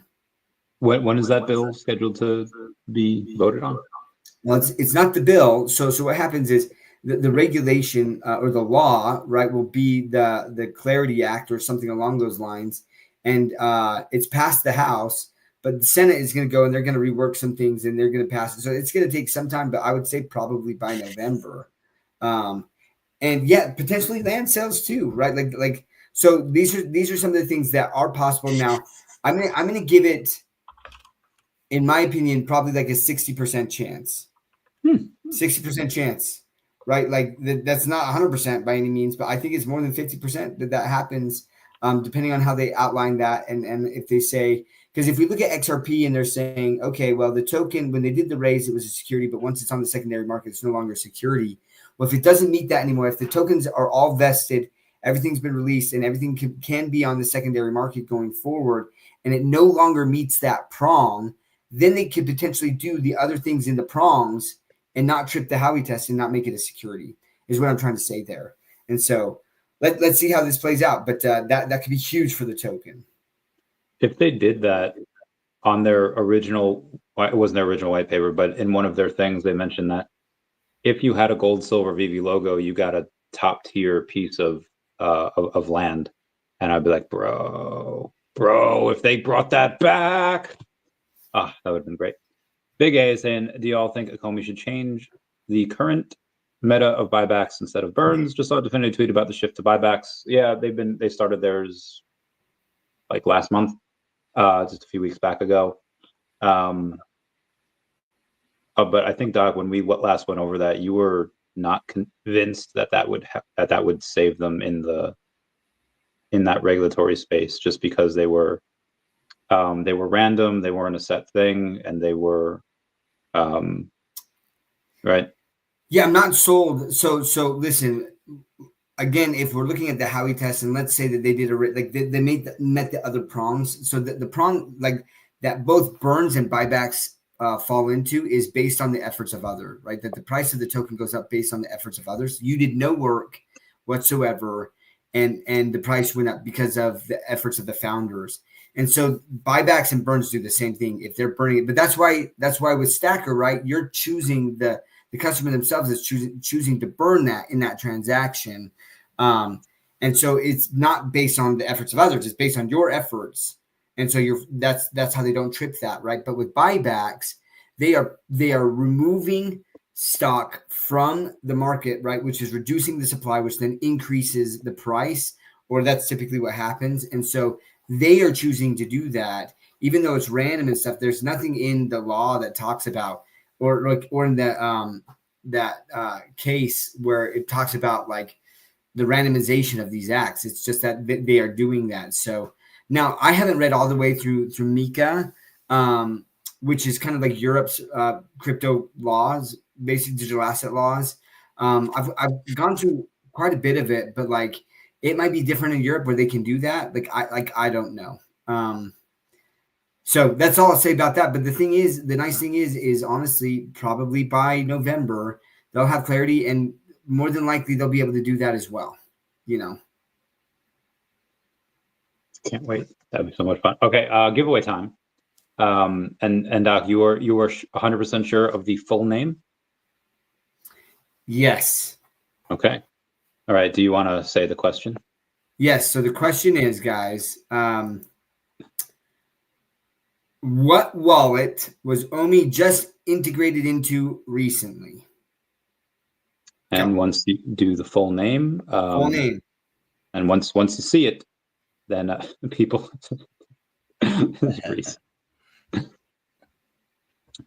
And it looks like the first one was. Let's go, Michael Rowe. Love it. That was the quick. Binance wallet. The Binance wallet. And the reason I wanted to ask that question, and I want to touch a little bit on this. We talked a little bit about futters. First and foremost, one of the things that I've started to do, and I highly recommend that you do, if you're seeing an account that is recently open and they've got like one follower, or they're following Crypto Bro or the Omi Watcher wallet, like that's the only people they're following, it's an automatic block for me. And here's why. Because I for the longest time tried to remain very neutral and have discussions with Crypto Bro, and have proven him wrong multiple times. And not only did he not renounce what he had said that was wrong, right? He blocked me, which to me shows a lack of integrity. And that like his intent is not to actually state the truth of things, but to spin his narrative on things, right? Which is his prerogative to do. He can do that, right? But so the reason I'm saying this is I had made a post saying there's a lot of confusion around. People are like, oh my gosh, Omi is on the Binance exchange. It is not on the Binance exchange. It's in the Binance wallet. So on Coinbase, you can go into Coinbase and you can click into the Coinbase wallet, which is separate, and it takes you there. And then basically through the Coinbase wallet, you can get that DEX. That is so much easier. And this is why this is important. It is an extra step. I understand that, but it is way easier to do that than to try and get a MetaMask wallet and to teach anyone about the MetaMask wallet. They can literally through the Coinbase app, get into the Coinbase wallet and make those same purchases. Even though there's nothing in their Coinbase wallet, it can pull from their Coinbase account and do that. That's the same thing with Binance wallet, right? It is a separate wallet, but like the access that people have, it's one step easier to get to that. And that's important. That's so important. We already saw that in the last cycle. By the way, Omi was the top performing token of the last cycle. Can I just say that again? Of all the tokens out there, Omi was the top performing token in the entire crypto market last cycle without any of the things that we have now. With no VeVeverse, right? The app, listen, the app sometimes is not great right now, but it still has a lot more functionality than it did back then. I mean, I remember drops where it was just like they closed it down and they're like, we're going to do the drop tomorrow. Sorry, right? Like, and it would freeze all the time. There's so much more that has been built out. There's so much more IP and everything. And again, Omi was the top performing token then. So, but where I'm going with this is the ease of access. The easier it is to access things, the better. So yeah, you're right. Right now you can't do spot orders, but do I think that that's coming on Coinbase wallet? I do think that is coming through the DEXs. They've got to build that out though, and it's going to take some time. But I think that there's a high likelihood that happens, right? And what matters most is people's ability to get to the token easily. And if it's really easy to say, okay, well, I have Binance or I have Coinbase, and then I go in there and I click this thing and it takes me to my Coinbase wallet, and then I can purchase all of these things through the DEX, but it's pulling from my Coinbase account. That is so much easier than downloading your MetaMask wallet and getting a seed phrase and being like, how do I do this? And sending ETH over and doing all of those things, right? So what happens is this person that I had blocked, who all they do is they follow the Omi Watcher account, which again, I was like blocked, right? Like I don't think I've ever even interacted with this person, but they screenshotted me talking about the Binance wallet and Omi. And the first thing I say is there's confusion. It's not on Binance. So I just want you guys to know that, right? I'm just telling them, but then I say, this is why this is still good, right? And the person I will call a futter is they were like, oh, here, Dr. Stuff, he's lying to you. It's not on Binance. And I'm like, those are literally the first words that I said in my tweet, that it's not on freaking Binance. It's not on the Binance exchange. But then he's like, He's just trying to use you as exit liquidity. And I was just like, man, like this person, again, it's probably one of the same 20 fudders in his like umpteenth account, right, that he uses, and they just friend each other's accounts. They're same accounts, right? So they've got like 30, 40 different like, X accounts. None of them are verified, and they just follow each other to make it look like they have some following, but it's like the same person, and they're saying the same things. And so I saw this one person, I'm trying to remember who it was, but they were trying to just do like this logical explanation. And I was just like, you know what? I'm telling you, it's not worth it. These people do not care about you. They don't care about you. I don't think Crypto Bro cares about you, right? I care about informing you guys so that you can make the best decision that you want, that you can make. That's what I care about. But I always say, listen, it's on you. You make that decision. Here's what I'm doing. You make that decision, right? Whereas these people, all they're doing is they're fudding your bags, right? They're trying to bring this company down. And it blows me away that people still interact with them on that, right? When I'm looking at like a Crypto Bro, the latest meta from Crypto Bro, right, is that the business development wallet, they're dumping on us. They're dumping on us, right? With because zero there was this proof. movement. Right. Yeah. And he sits there, right? And he does this little thing. Like, it appears to me that he tries to mix some intelligent logic, like, and truth with lies. But then people are like, well, there's logic here, like, and stuff. And so this makes sense. So he shows this movement of the business development wallet to this exchange. And then he's like, oh, see, look at this huge sell order. This is them. And it's like, okay, prove that it's them. Oh, well, I'm not by my computer right now. You need to look it up, but it's there. It's there. And it's like, okay, where's the freaking proof, bro? Where's your blockchain Crypto Bro proof, man? Where is it? Please come on my channel, Crypto Bro. Come on my freaking channel and prove it. This is the stuff that I get so sick of, that I get animated about, right? Is these people intentionally mislead, and then they're the ones saying that I'm the one trying to dump on you. Well, let's talk about Crypto Bro, because my understanding is, Crypto Bro, that you bought gems at extreme discount back in the day, right? And that you were dumping on us, right, by buying gems at a discount and then selling 100%. That shit. So who's the dumper, bro? Like, let's not freaking be a hypocrite here, right? Like, this is the type of stuff, I'm sorry, I get animated about, but these fudders, they don't care about you. Please don't listen to them. There are other people who are not fudders that can talk and be frustrated about VeVe or Omi. Like, I'm not saying that just because they talk like frustration about it, that they're a fudder. That's not the case. But when they intentionally mislead you, and then they sit there and they say, I have all of this proof, and then they never freaking give the proof, block those people, guys. I did a long time ago, and my life has been so much better since, right? So am I trying to dump on you? No, I haven't sold Omi. I don't even know the last time I've sold any Omi. It's been a long freaking time. So this is not the time that I'm trying to sell Omi. You guys who are here, the people I'm talking to, I'm not trying to dump on you. But like, anyways, I just had to get that out of the system. I see nothing, but let's take another pause real quick and say, let's assume that the business development wallet, which was set up to sell Omi to fund business development, actually was selling some of their Omi. That is the intent of the wallet. That is why those funds are there. Every single project does that. Every single project does that. And if I recall, I'd have to try to look at those tweets, but I think, correct me anyone if I'm wrong, but there was a time where Crypto Bro was sitting there complaining and saying that Dan and David, they were selling all these tokens, right? And why aren't they using the business development wallet to fund all of this growth? So on one end, he's sitting there saying, well, it should be the business development wallet that's selling Omi to build out the business. But now that potentially, and I haven't seen anything to show for sure that has happened, the business development has moved some Omi over there that they're potentially selling, and now it's a bad thing. It's just the mental gymnastics on this guy. It just blows me away. Blows me away. Also mentioned Crypto Bro, come on my channel and refute anything I've said here, please. Open to you. You are nicer than I would. That dude is never getting within a mile of my channel. Anyway, he said a week ago that said publicly that he could prove that tokens were being sold by the company. And then I think yesterday or even this morning said there's no proof that the tokens were actually sold. They may have simply reduced the sell order after seeing social media posts. So now there isn't actual proof. Social net pressure apparently made them cave. Again, contradicts himself all the time. The fact that you brought up about Omi, I've never sold an Omi.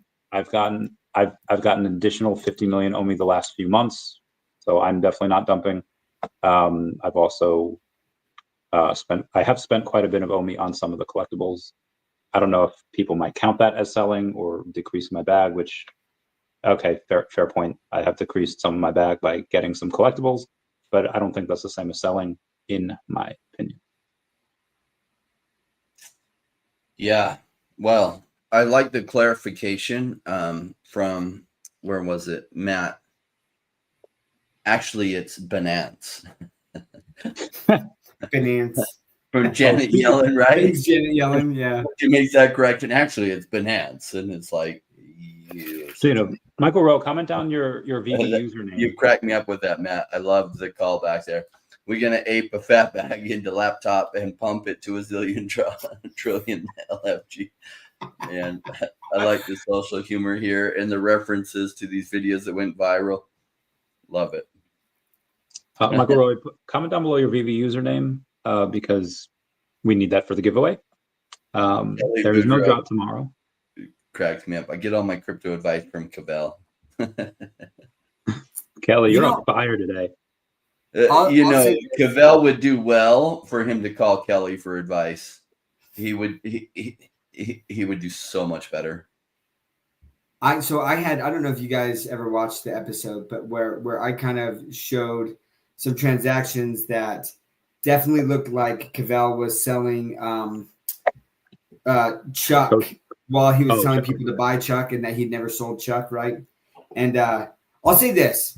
I feel like Cavell has two personas. He has his public persona, which I extremely dislike. But then he has kind of like his non-public persona, where he's actually a pretty cool dude. Because when he came on the show, his public persona went away as I was able to call him out on a lot of stuff, right? And he was a pretty cool dude. So I will say, like, from a personal standpoint, I actually like Cavell. I do not like a lot of his calls, but or his public persona. But that was interesting to have that interaction with him. That's Banana. Thanks for that's fine. But comment down below your VeVe username, Michael Rowe. Nobody else, because I don't care about other people's username. Yeah, everyone else is like right in there. That's funny. We need Michael. Yeah, Michael Rowe. We need your VeVe username to be able to send you that. Okay. So there's no drop on VeVe tomorrow. However, there are the Wednesday 3 a.m. comics that drop every Wednesday, and you do have at least one bounty, and that comes from Comics and Crypto, and the bounty is there's 1,888 editions at 6 gems or $6 each. I could have sworn I had the bounty. I think that it's number 666 is selling for $666 as per Sean O'Hare from Comics and Crypto. So you do have that bounty on that. If you want to go for it, you absolutely can. I think it actually starts at. I think it's on the comic.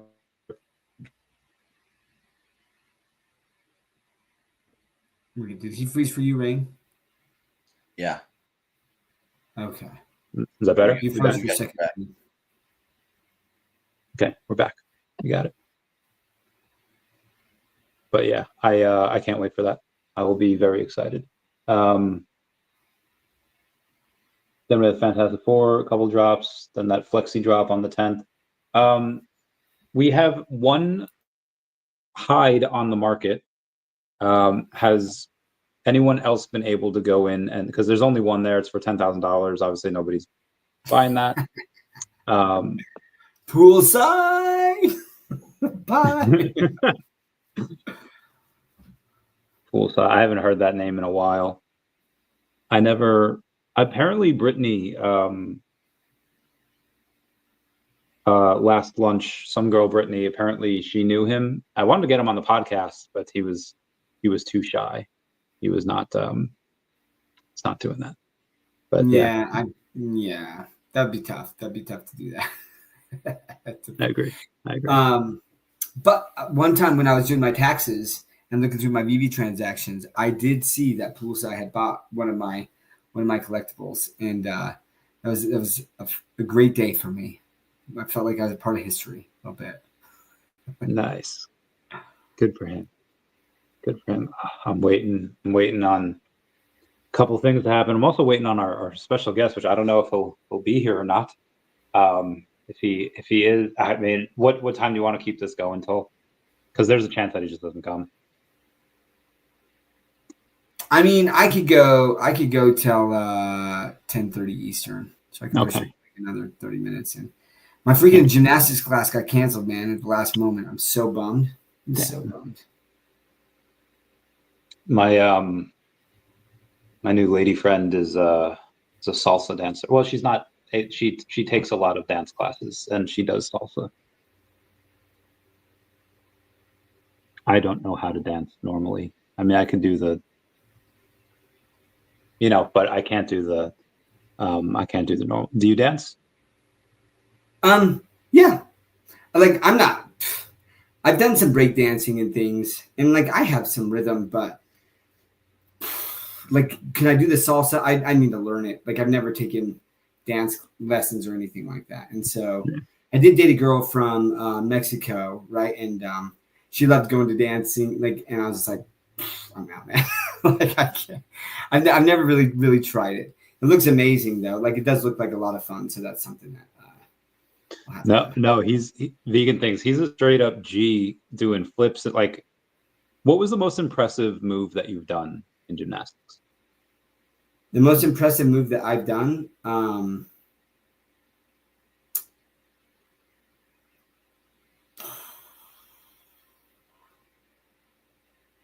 probably like a round off back handspring back full. Is that one of those bring it on moves? On the floor. That's what's that? Is that one of those bring it on moves? Because that sounds very complicated. Or is it more complicated than that? So like a back full is like a backflip 360, right? But what I'm working on getting that back, like, and that's actually what I was supposed to be working on tonight, is that round off back handspring back full. Because one of the things, for the longest time, for like the last 6 weeks, I've been doing on the tumble track into this pit, right? And I've been trying to do I've been doing a round off double backflip into the pit, and but like I couldn't get enough height. Like, I wasn't getting the height that I needed, and so I could land it into the pit, but like my rotation was off to where if there was a mat there, like I probably would have like landed on my knees type thing, right? Oh. And the guy that was there last week was like, he's like, hey, I noticed that your round off, you're like, it's short, like you're just going straight into your round off. You're supposed to kind of elongate it. And I was like, I feel like I'm elongating my round off. I don't know, man. But I'm like, okay, I'm going to really focus on it this time. So I focus on it, and bro, like, I just like shot up. Like, in fact, like, because I did it into the pit and I got so much air that like I just lost it in the air, because I was just like, whoa. And so then the next time I'm like, I got to do this. And I did that round off back double backflip, like super easy, cleared it. So like, I want to do it into the mat. So kind of here's the progression that you do. You do it on a tumble track, right? Or a tumble trampoline there into the pit. Then you do it on the tumble trampoline onto a mat in the pit. Then you do it into on the tumble track onto a hard mat on kind of like this resi foam pit, like, but it's a lot like harder. So it kind of mimics like more like the ground. And then you do it what's on a tumble track, which is kind of like a rod floor. So it's not as bouncy as the trampoline from there. And then you do it on the gymnastics floor, right? So like, that's my progression, because guys, my goal, right, is within the freaking next year to be able to do like a round off back handspring double freaking backflip on the actual gymnastics floor. And I absolutely think I can get there. So I continue to lose weight, and I'm just building the muscles and getting that flexibility back, and we'll definitely try to get that. But in the meantime, I'm trying to get that round off back handspring back full. But that's the coolest thing that I did back in the day. Vegan things. I got some posts, man, where I did a freaking backflip. Yeah. Oh, did you guys see Michael Rowe's username? I am going to take a picture of it. HYZERD. Awesome, Michael. Yes, we got it for you, man. And now I will go to the Flexi Collects. Oh gosh, I hate it when you have to hit the back button like 3 times. Okay, we're going to send Flexi Collects the message. And Flexi Collects, you got the message. Crazy, hats off. I know, right? Said it, Patsy Cline. Okay, go with it. Rain, me and Doc said we're going to try to keep this going a little 10:30 or for another 35 minutes. Is that cool or you got to bounce? I got to bounce in 5. Gotcha. What do you got going on tonight? Doing a dance? Yeah, I got a few things. Got a busy day tomorrow, and I've got some work to do and some other stuff to do. What's the longest you guys have ever gone away from keyboard for like away from the Twitter and the YouTube and the everything? Geez, good question. Probably like 2 days in the past, like 5-6 years, right? So if you go back to 2016, I did a big like 10-day cruise, and I had a laptop with me, but didn't functionally use it. Didn't do really any social media for like 10 days. That was the last time I went that far long without social media. Since I started in crypto, geez, like maybe 2 days. Now, I did my first 5 years look at the charts and everything like every single day. Now, sometimes I go 2 or 3 days without looking at that. But I do YouTube education and other things like every single day. Audiobooks or some kind of educational thing. So I don't go without social media hardly ever. And when I don't have service, I have videos downloaded that I'm listening to just to keep the education going. Nice. I'll probably be live tomorrow, but then Thursday, Friday, I'm pretty much gone. I might do a video on Saturday or live on Saturday for the Fantastic Four drop, but then I won't be back until I think at least Monday night, probably Tuesday though. So it's going to be, I haven't done this ever. So I'm afraid I'm going to miss something. I'm afraid that just, and like the Telegram messages, I'm getting agitated just thinking about it. Okay, we're good. Keep going. Right. Well, I'm going to bail now, guys. All right. Hopefully David wraps up his meeting, is able to join you all. We hope so too. He's such a legend. I know. Freaking love it. I don't know if I would necessarily want to be him, because that sounds like a very busy, very hectic life. No, he is the right person. Like when you're in the right role for yourself, it isn't work. And I swear for him, like this isn't work. This is just him living his life purpose. So like he's the right person for that. That's why I've invested so heavily between VeVe and Omi's token. I think he's the right leader for exactly what he's building, with the right personality, the right outlook, and the right integrity. If the announcement gets dropped while I'm away, I'm gonna lose it. That would be funny, man. Bro, watch it be like Pokemon, and then like I just don't know for like days. Dude, that would be so funny. That would be so funny. I don't know what I would have to tell people, guys. I have to leave this wedding. I have to leave I have to go live. No, I wouldn't do that. I would just come back the next week and be like, but see, like there in Kuwait in 2016, Pokemon Go dropped while I was in that shithole of a country, and I couldn't enjoy it. I see videos of people running on the beach. They're getting Charizards, they're getting Snorlax, and I felt like an abused dog that was being held behind a cage, watching all of the other dogs have fun, and I couldn't do it. And I promised myself I would never let that happen again. So I mean, obviously, again, I'll get to celebrate with everyone if that were to happen. But yeah, that'd be wild.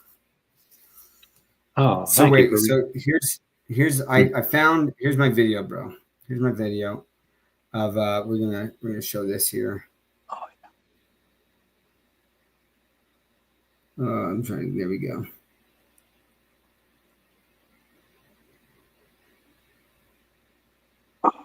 Oh, that was so cool.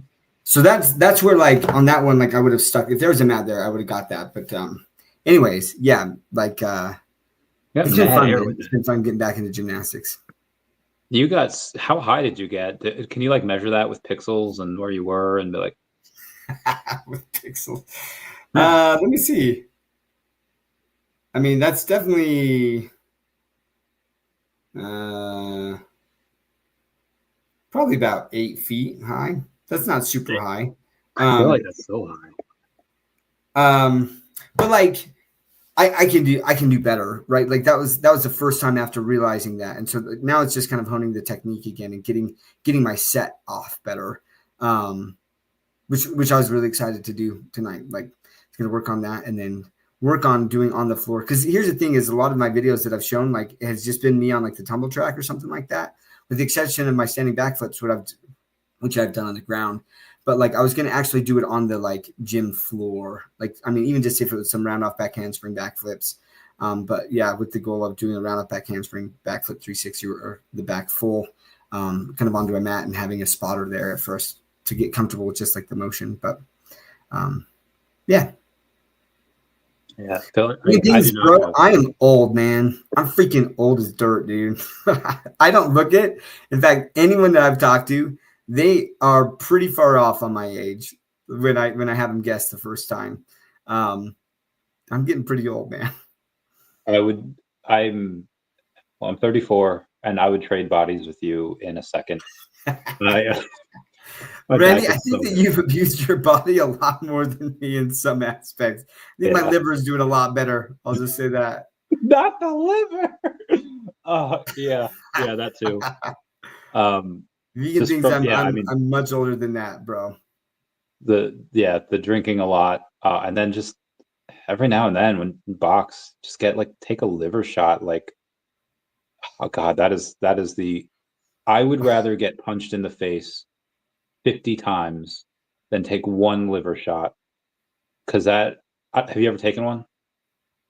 Dude, I got hit in the kidney. Oh my gosh. I was just like rolling on the ground. I was just like, it was. So I have not gotten a liver shot, man, but a freaking kidney shot. Jeez, that was crazy. The vegan things thinks you're 33.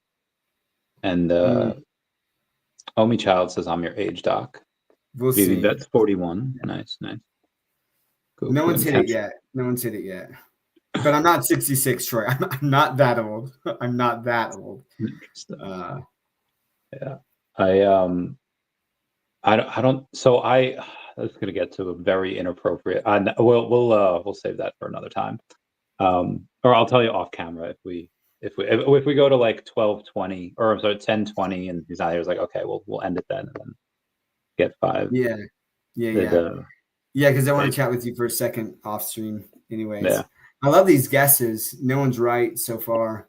And I don't know if I want to actually say my actual age. I don't know what kind of like PII that gives out there, but no one's hit it. And maybe I'll just stop there. Feeling 20. What age? Yes. Oh, actually, yes. Yes, I'm 22. Oh man, I wish I was 22 again. And so what age would you go back to? What was your the best age that you had? The age where I was the most physically fit was probably 29. Like when I was 29, I was doing gymnastics. I was doing 3 times a week, and I was playing soccer 7 times a week, and I was freaking fit, bro. Yeah, you must have So in gymnastics, in gymnasiums, like they'll have this rope that goes all the way up to the top, right? And it's normally like a pretty tall building, and I could legit. You straddle it, right? So like it's kind of like you're holding like an L, so like you're perpendicular, right? And so like this, and like I would just hold the rope, and my legs would straddle the rope, and I could just climb the entire way, all the way up the rope, and then all the way back down with just my hands, just like boom, boom, boom. I was fit then, bro. So 29, and like when I hit my 30s, That's when my body started to fall apart. I remember like I had like a level 2 tear on my hamstring playing soccer. And then I had a level 2 tear 3 years in a row. So 4 level 2 tears once each year. And I was just like, I got to stop, man. And because what had happened is, I guess my body just, I would play soccer on Monday and then an indoor game. And then I would do gymnastics. And then I had an outdoor game on Wednesday. And it was that Wednesday game every year that tore my hamstring. And so I was just like, bro, like, jeez. Yeah, my body kind of fell apart there. So 29. But I'll say this, man, as I've been losing weight and things and getting back into it, I'm definitely feeling pretty good. I've still got to lose about 13 more pounds, and I think I'd be at my ideal weight. So nice. I'm trying to look for a photo that I had when I was 29, but I don't see it yet. It's gone. It might be on my Snapchat, but I'll save that for another time. Keto diet. Oh yeah, are you doing any dieting now? Because you look great. You look the face is good. Or is it just exercise? So no, it's not just exercise, guys. You will never lose the weight if it's just exercise. Like that's like it's 80% diet. But like what I do is a protein rich calorie deficit diet. Like so, I just focus on and what I've been doing recently is. It's super boring, but I have basically the same meals every day because I know what the calorie count is. And then depending on like if I'm working out or walking, another thing that I've been doing, because I was at like, I plateaued at this certain weight and I was like, dude, I cannot, like for 6 weeks I plateaued. I'm like, I cannot, doesn't matter what I'm doing, but I wasn't walking anymore. I was just working out and I was doing like these HIIT workouts or even just like lifting weights and stuff.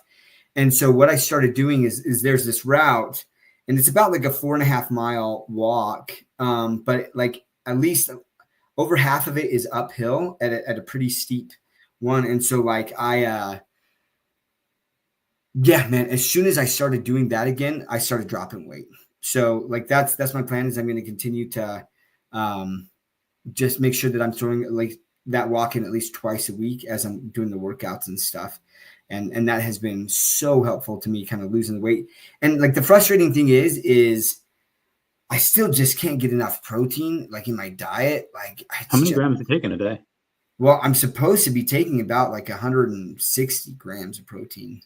Okay. And I'm probably getting like 130 and but yeah, so only child's right. Like no sugar is a really big deal, and lower carbs is optimal weight loss. But the problem is I'm also trying to build muscle, and like everyone says, don't do that, and it's true.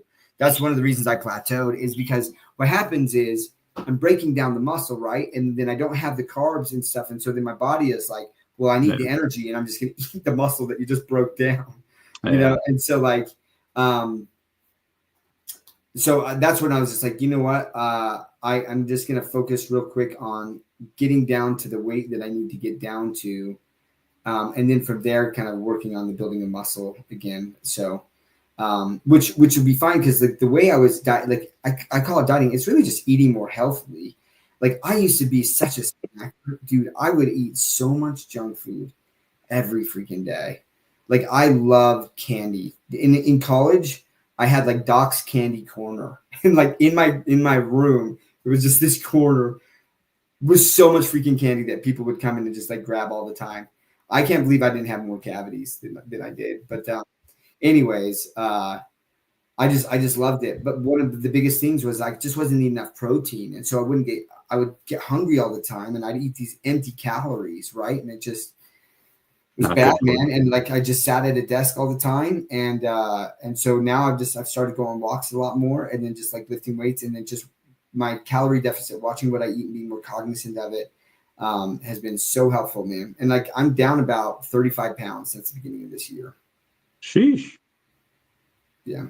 So to get more protein, really simple, just egg whites. There are 100 grams of protein in here, and it's only 500 calories. So, wait, is that in the whole bottle? Yeah. So in there, it's 100 grams of protein, 500 calories in a how many?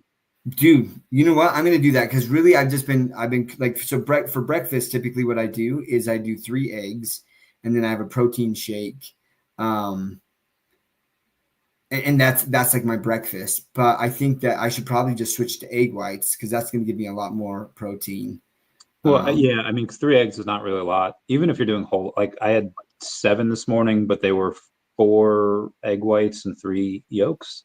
Yeah, because like an egg is about 75 calories per egg, right? And so when I'm looking at the calorie deficit, I'm like, if I'm eating 6 eggs, well, that's 450 calories. But like also, it's like I gotta dress up the eggs, man, because again, I'm eating this every day. Like, yeah, bro, the beers definitely aren't helping the VeVe vet. Like, Yeah, I mean, just from like a weight loss perspective, right? Yeah, and that's another thing. True, I stopped eating past 8 o'clock, basically. Like, I don't eat past 8.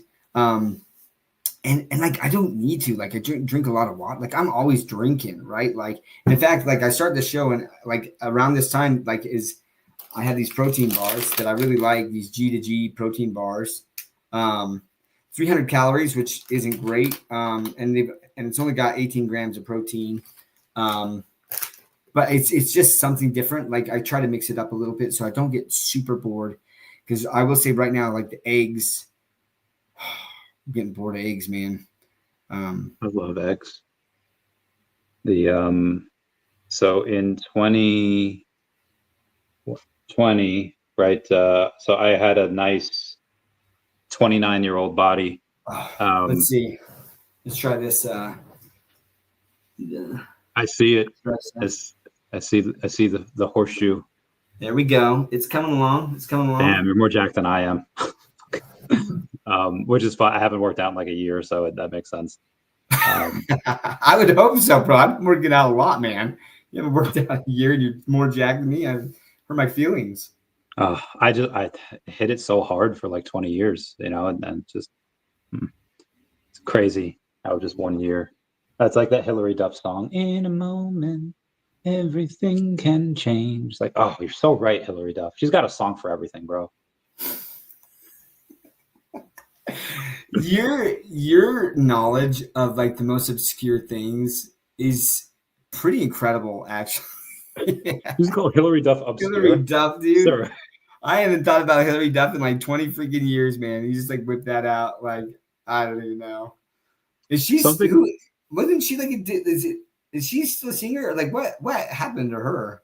So she's actually one of the ones that kind of stayed like clean. She never went crazy. So she started off Disney, right? And she, after the first few seasons of Lizzie McGuire, she does that movie. And then after the movie, it like they couldn't land on contracts for like Lizzie McGuire Goes to High School or anything. So they, the movie was it. They ended it. She was on, I think, a couple of shows, but there was this video of her. I think it was like a picture. Just she's in great shape. I don't know if she is anymore. But she had this dress, she had the booty, and she was walking out of a gun store with like a pack, like a suitcase, like hopefully with like a gun. And I don't know what women with firearms, just like, oh God, like, take me now, I love you. But yeah, she's got a couple kids. I think she met someone off of like Tinder or something, because she was on Tinder. I don't know if that's the person that she has the kids with. But I mentioned to a couple of friends before, I was like, bro, Lady Gaga is still our queen. 12 nominations at the 2025 VMAs. And they're like, I didn't even know that Lady Gaga had new music out. So like, I clearly at like your late 20s, early 30s, I guess is when you stop caring. I've never stopped caring about that stuff. I love that stuff.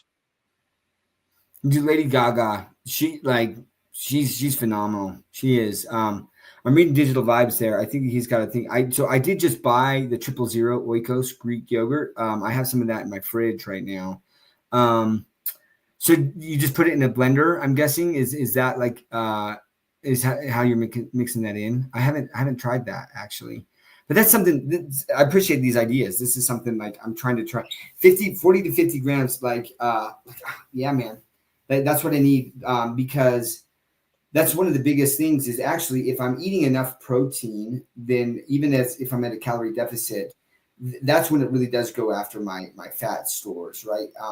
As opposed to the muscle that's been breaking down as I've been weightlifting. So I'm gonna look into that. And but like it's kind of said here, like that walking where your heart rate's at like 140, like around that zone 2 range is that's what it was. And that's when actually, like, I look back on, January and February and March when I was just going through some really terrible personal stuff. Like I was just walking that route a ton, and that's where I was shedding a lot of weight. So yeah, it's silly to me that I kind of just like didn't put 2 and 2 together there. But as soon as I started doing that walk again, it's good, man. It definitely gets my heartbeat up there. Like walking it in 4.5 miles, it's a good little walk, man. Get it. All right. So wait. So I'm not. So digital vibes, real quick. So manually mix it in a bowl. So like you're not adding water to that then. So you're just taking the protein powder, the scoop, and mixing it in with the yogurt. I didn't think about doing that. That's very smart. I tend to overeat everything. Like I'll overdo it on the protein, on the eggs, on the and I'll tell myself, like, especially when I'm really like I'm running in the morning, I'm working out, I'm boxing, like I'll be like, I need to refuel, and better some nutrition than no nutrition, and just pepperoni pizza. It is the worst. It's so good. I mean, a nice steak is good, but I'll say this with digital vibes. Skyr yogurt. So skyr yogurt is Icelandic yogurt, right? And I think they sell it at my store. I've got to try that. I've had that before, but I will say, digital vibes, dude. Like here in Utah, it gets really, really hot too, man. And like, I mean, what was the temperature? Make your body work for it. Make your body work for homeostasis, and just get that bread. I love that shit. I love running in like 100+ degree heat. I love sprints. Oh my God, that is such a good feeling. So the high today was 93. It's currently 86 degrees. Nice. Can shorter people build muscle faster than taller folk? I think so. Yeah, 100%. I think so. And the reason is because, we don't have to grow as much muscle because we're more compact. So it looks bigger, faster, right? Like taller people, just there's more muscle for them to have to build on their frame to then like equate to kind of like that same. You haven't eaten before 2 p.m. in 5 years. Okay. Yeah, that's intermittent fasting, right? That people do. I did that for a while, but like I found myself, and I just don't think that I was eating the right things because I found myself just eating so much that I just basically made up all of the calories that I skipped from the first part of the day, because so that didn't work for me. And that's the cool thing though, right? Is I think everyone, that trash bag thing. I did that in wrestling growing up, right? Where you wear the trash bag to meet weight for your match and stuff. It's so gnarly. You get so dehydrated. And then you're trying to hurry and rehydrate yourself before the match. That's the thing is the trash bag, that's a lot of water. I'm trying to do like a longer term strategy of just like not super quick weight loss, but just like a pound a week, maybe a pound and a half a week. Is my goal there, and just dropping it down. And the first couple months, though, I mean, I had a lot of weight to lose, and so I lost a lot of that pretty quickly. But then since then, it's been kind of slow progress. I have my diet here that I pulled up in July of 2016. Breakfast was 6 hard-boiled eggs with 1 cup of oatmeal, 5 ounces of, half an ounce of peanut butter, and 2 small bottles of whole milk. My after breakfast snack was 2 pieces of chopped chicken, 1 cup of rice, 1 ounce of peanut butter. My second breakfast was 6. Who's this? This is me. This in July of 2016. Oh, can you start over again? I want to listen to this. Sure. So my breakfast, was at 11:30 at night, because I worked from 12 to 12. I worked midnight to 12, which is really like 11. But anyway, 6 hard-boiled eggs, 1 cup of oatmeal, half an ounce of peanut butter, and 2 small bottles of whole milk. My after breakfast snack that I would have like 2 hours later would be 2 pieces of chopped chicken, 1 cup of rice, 1 ounce of peanut butter. My second breakfast, which is at 4, was 6 hard-boiled eggs, 2 cups of oatmeal, 2 small bottles of whole milk. And my third breakfast, which was at 12 p.m. Eastern Standard Time. Oh, no, I'm sorry. This is at 8 a.m. or 8 a.m. It was 6 hard-boiled eggs, 1 cup of oatmeal, 2 small bottles of whole milk. And for lunch, I had 2 pieces of chopped chicken and 2 cups of vegetables. My during/post-workout meal, because I made a giant, like 80-gram protein shake, and I would, halfway through my workout, I would drink half. And then when my workout would end, I would drink the other half. It was 2 servings of gold standard protein and 1/3 of a mass weight gainer. And my before bedtime snack was 1 serving of wheat thins and another serving of gold standard protein. I went from 173 to 196 in about 7 months. It was a little bit of fat, but a lot of muscle. It was fantastic. That was my diet. That's gnarly, bro. I mean, for me, yeah, that sounds like a bulk up, right? Like, I mean, when you're bulking up and stuff, you want to eat like a ton of protein, and like I'm just not there yet. So my ideal weight is probably about 155, right? And so like when Rob is saying he's 5'4" and 140 pounds, I'm 5'4" and I'm 167. And so yeah, with my frame, like where I should be is probably about 155. So I've got about a little less than 15 pounds of fat to still drop there. But that is me shredded. Like I will be shredded at that weight, right? My body fat will be really like 8% probably.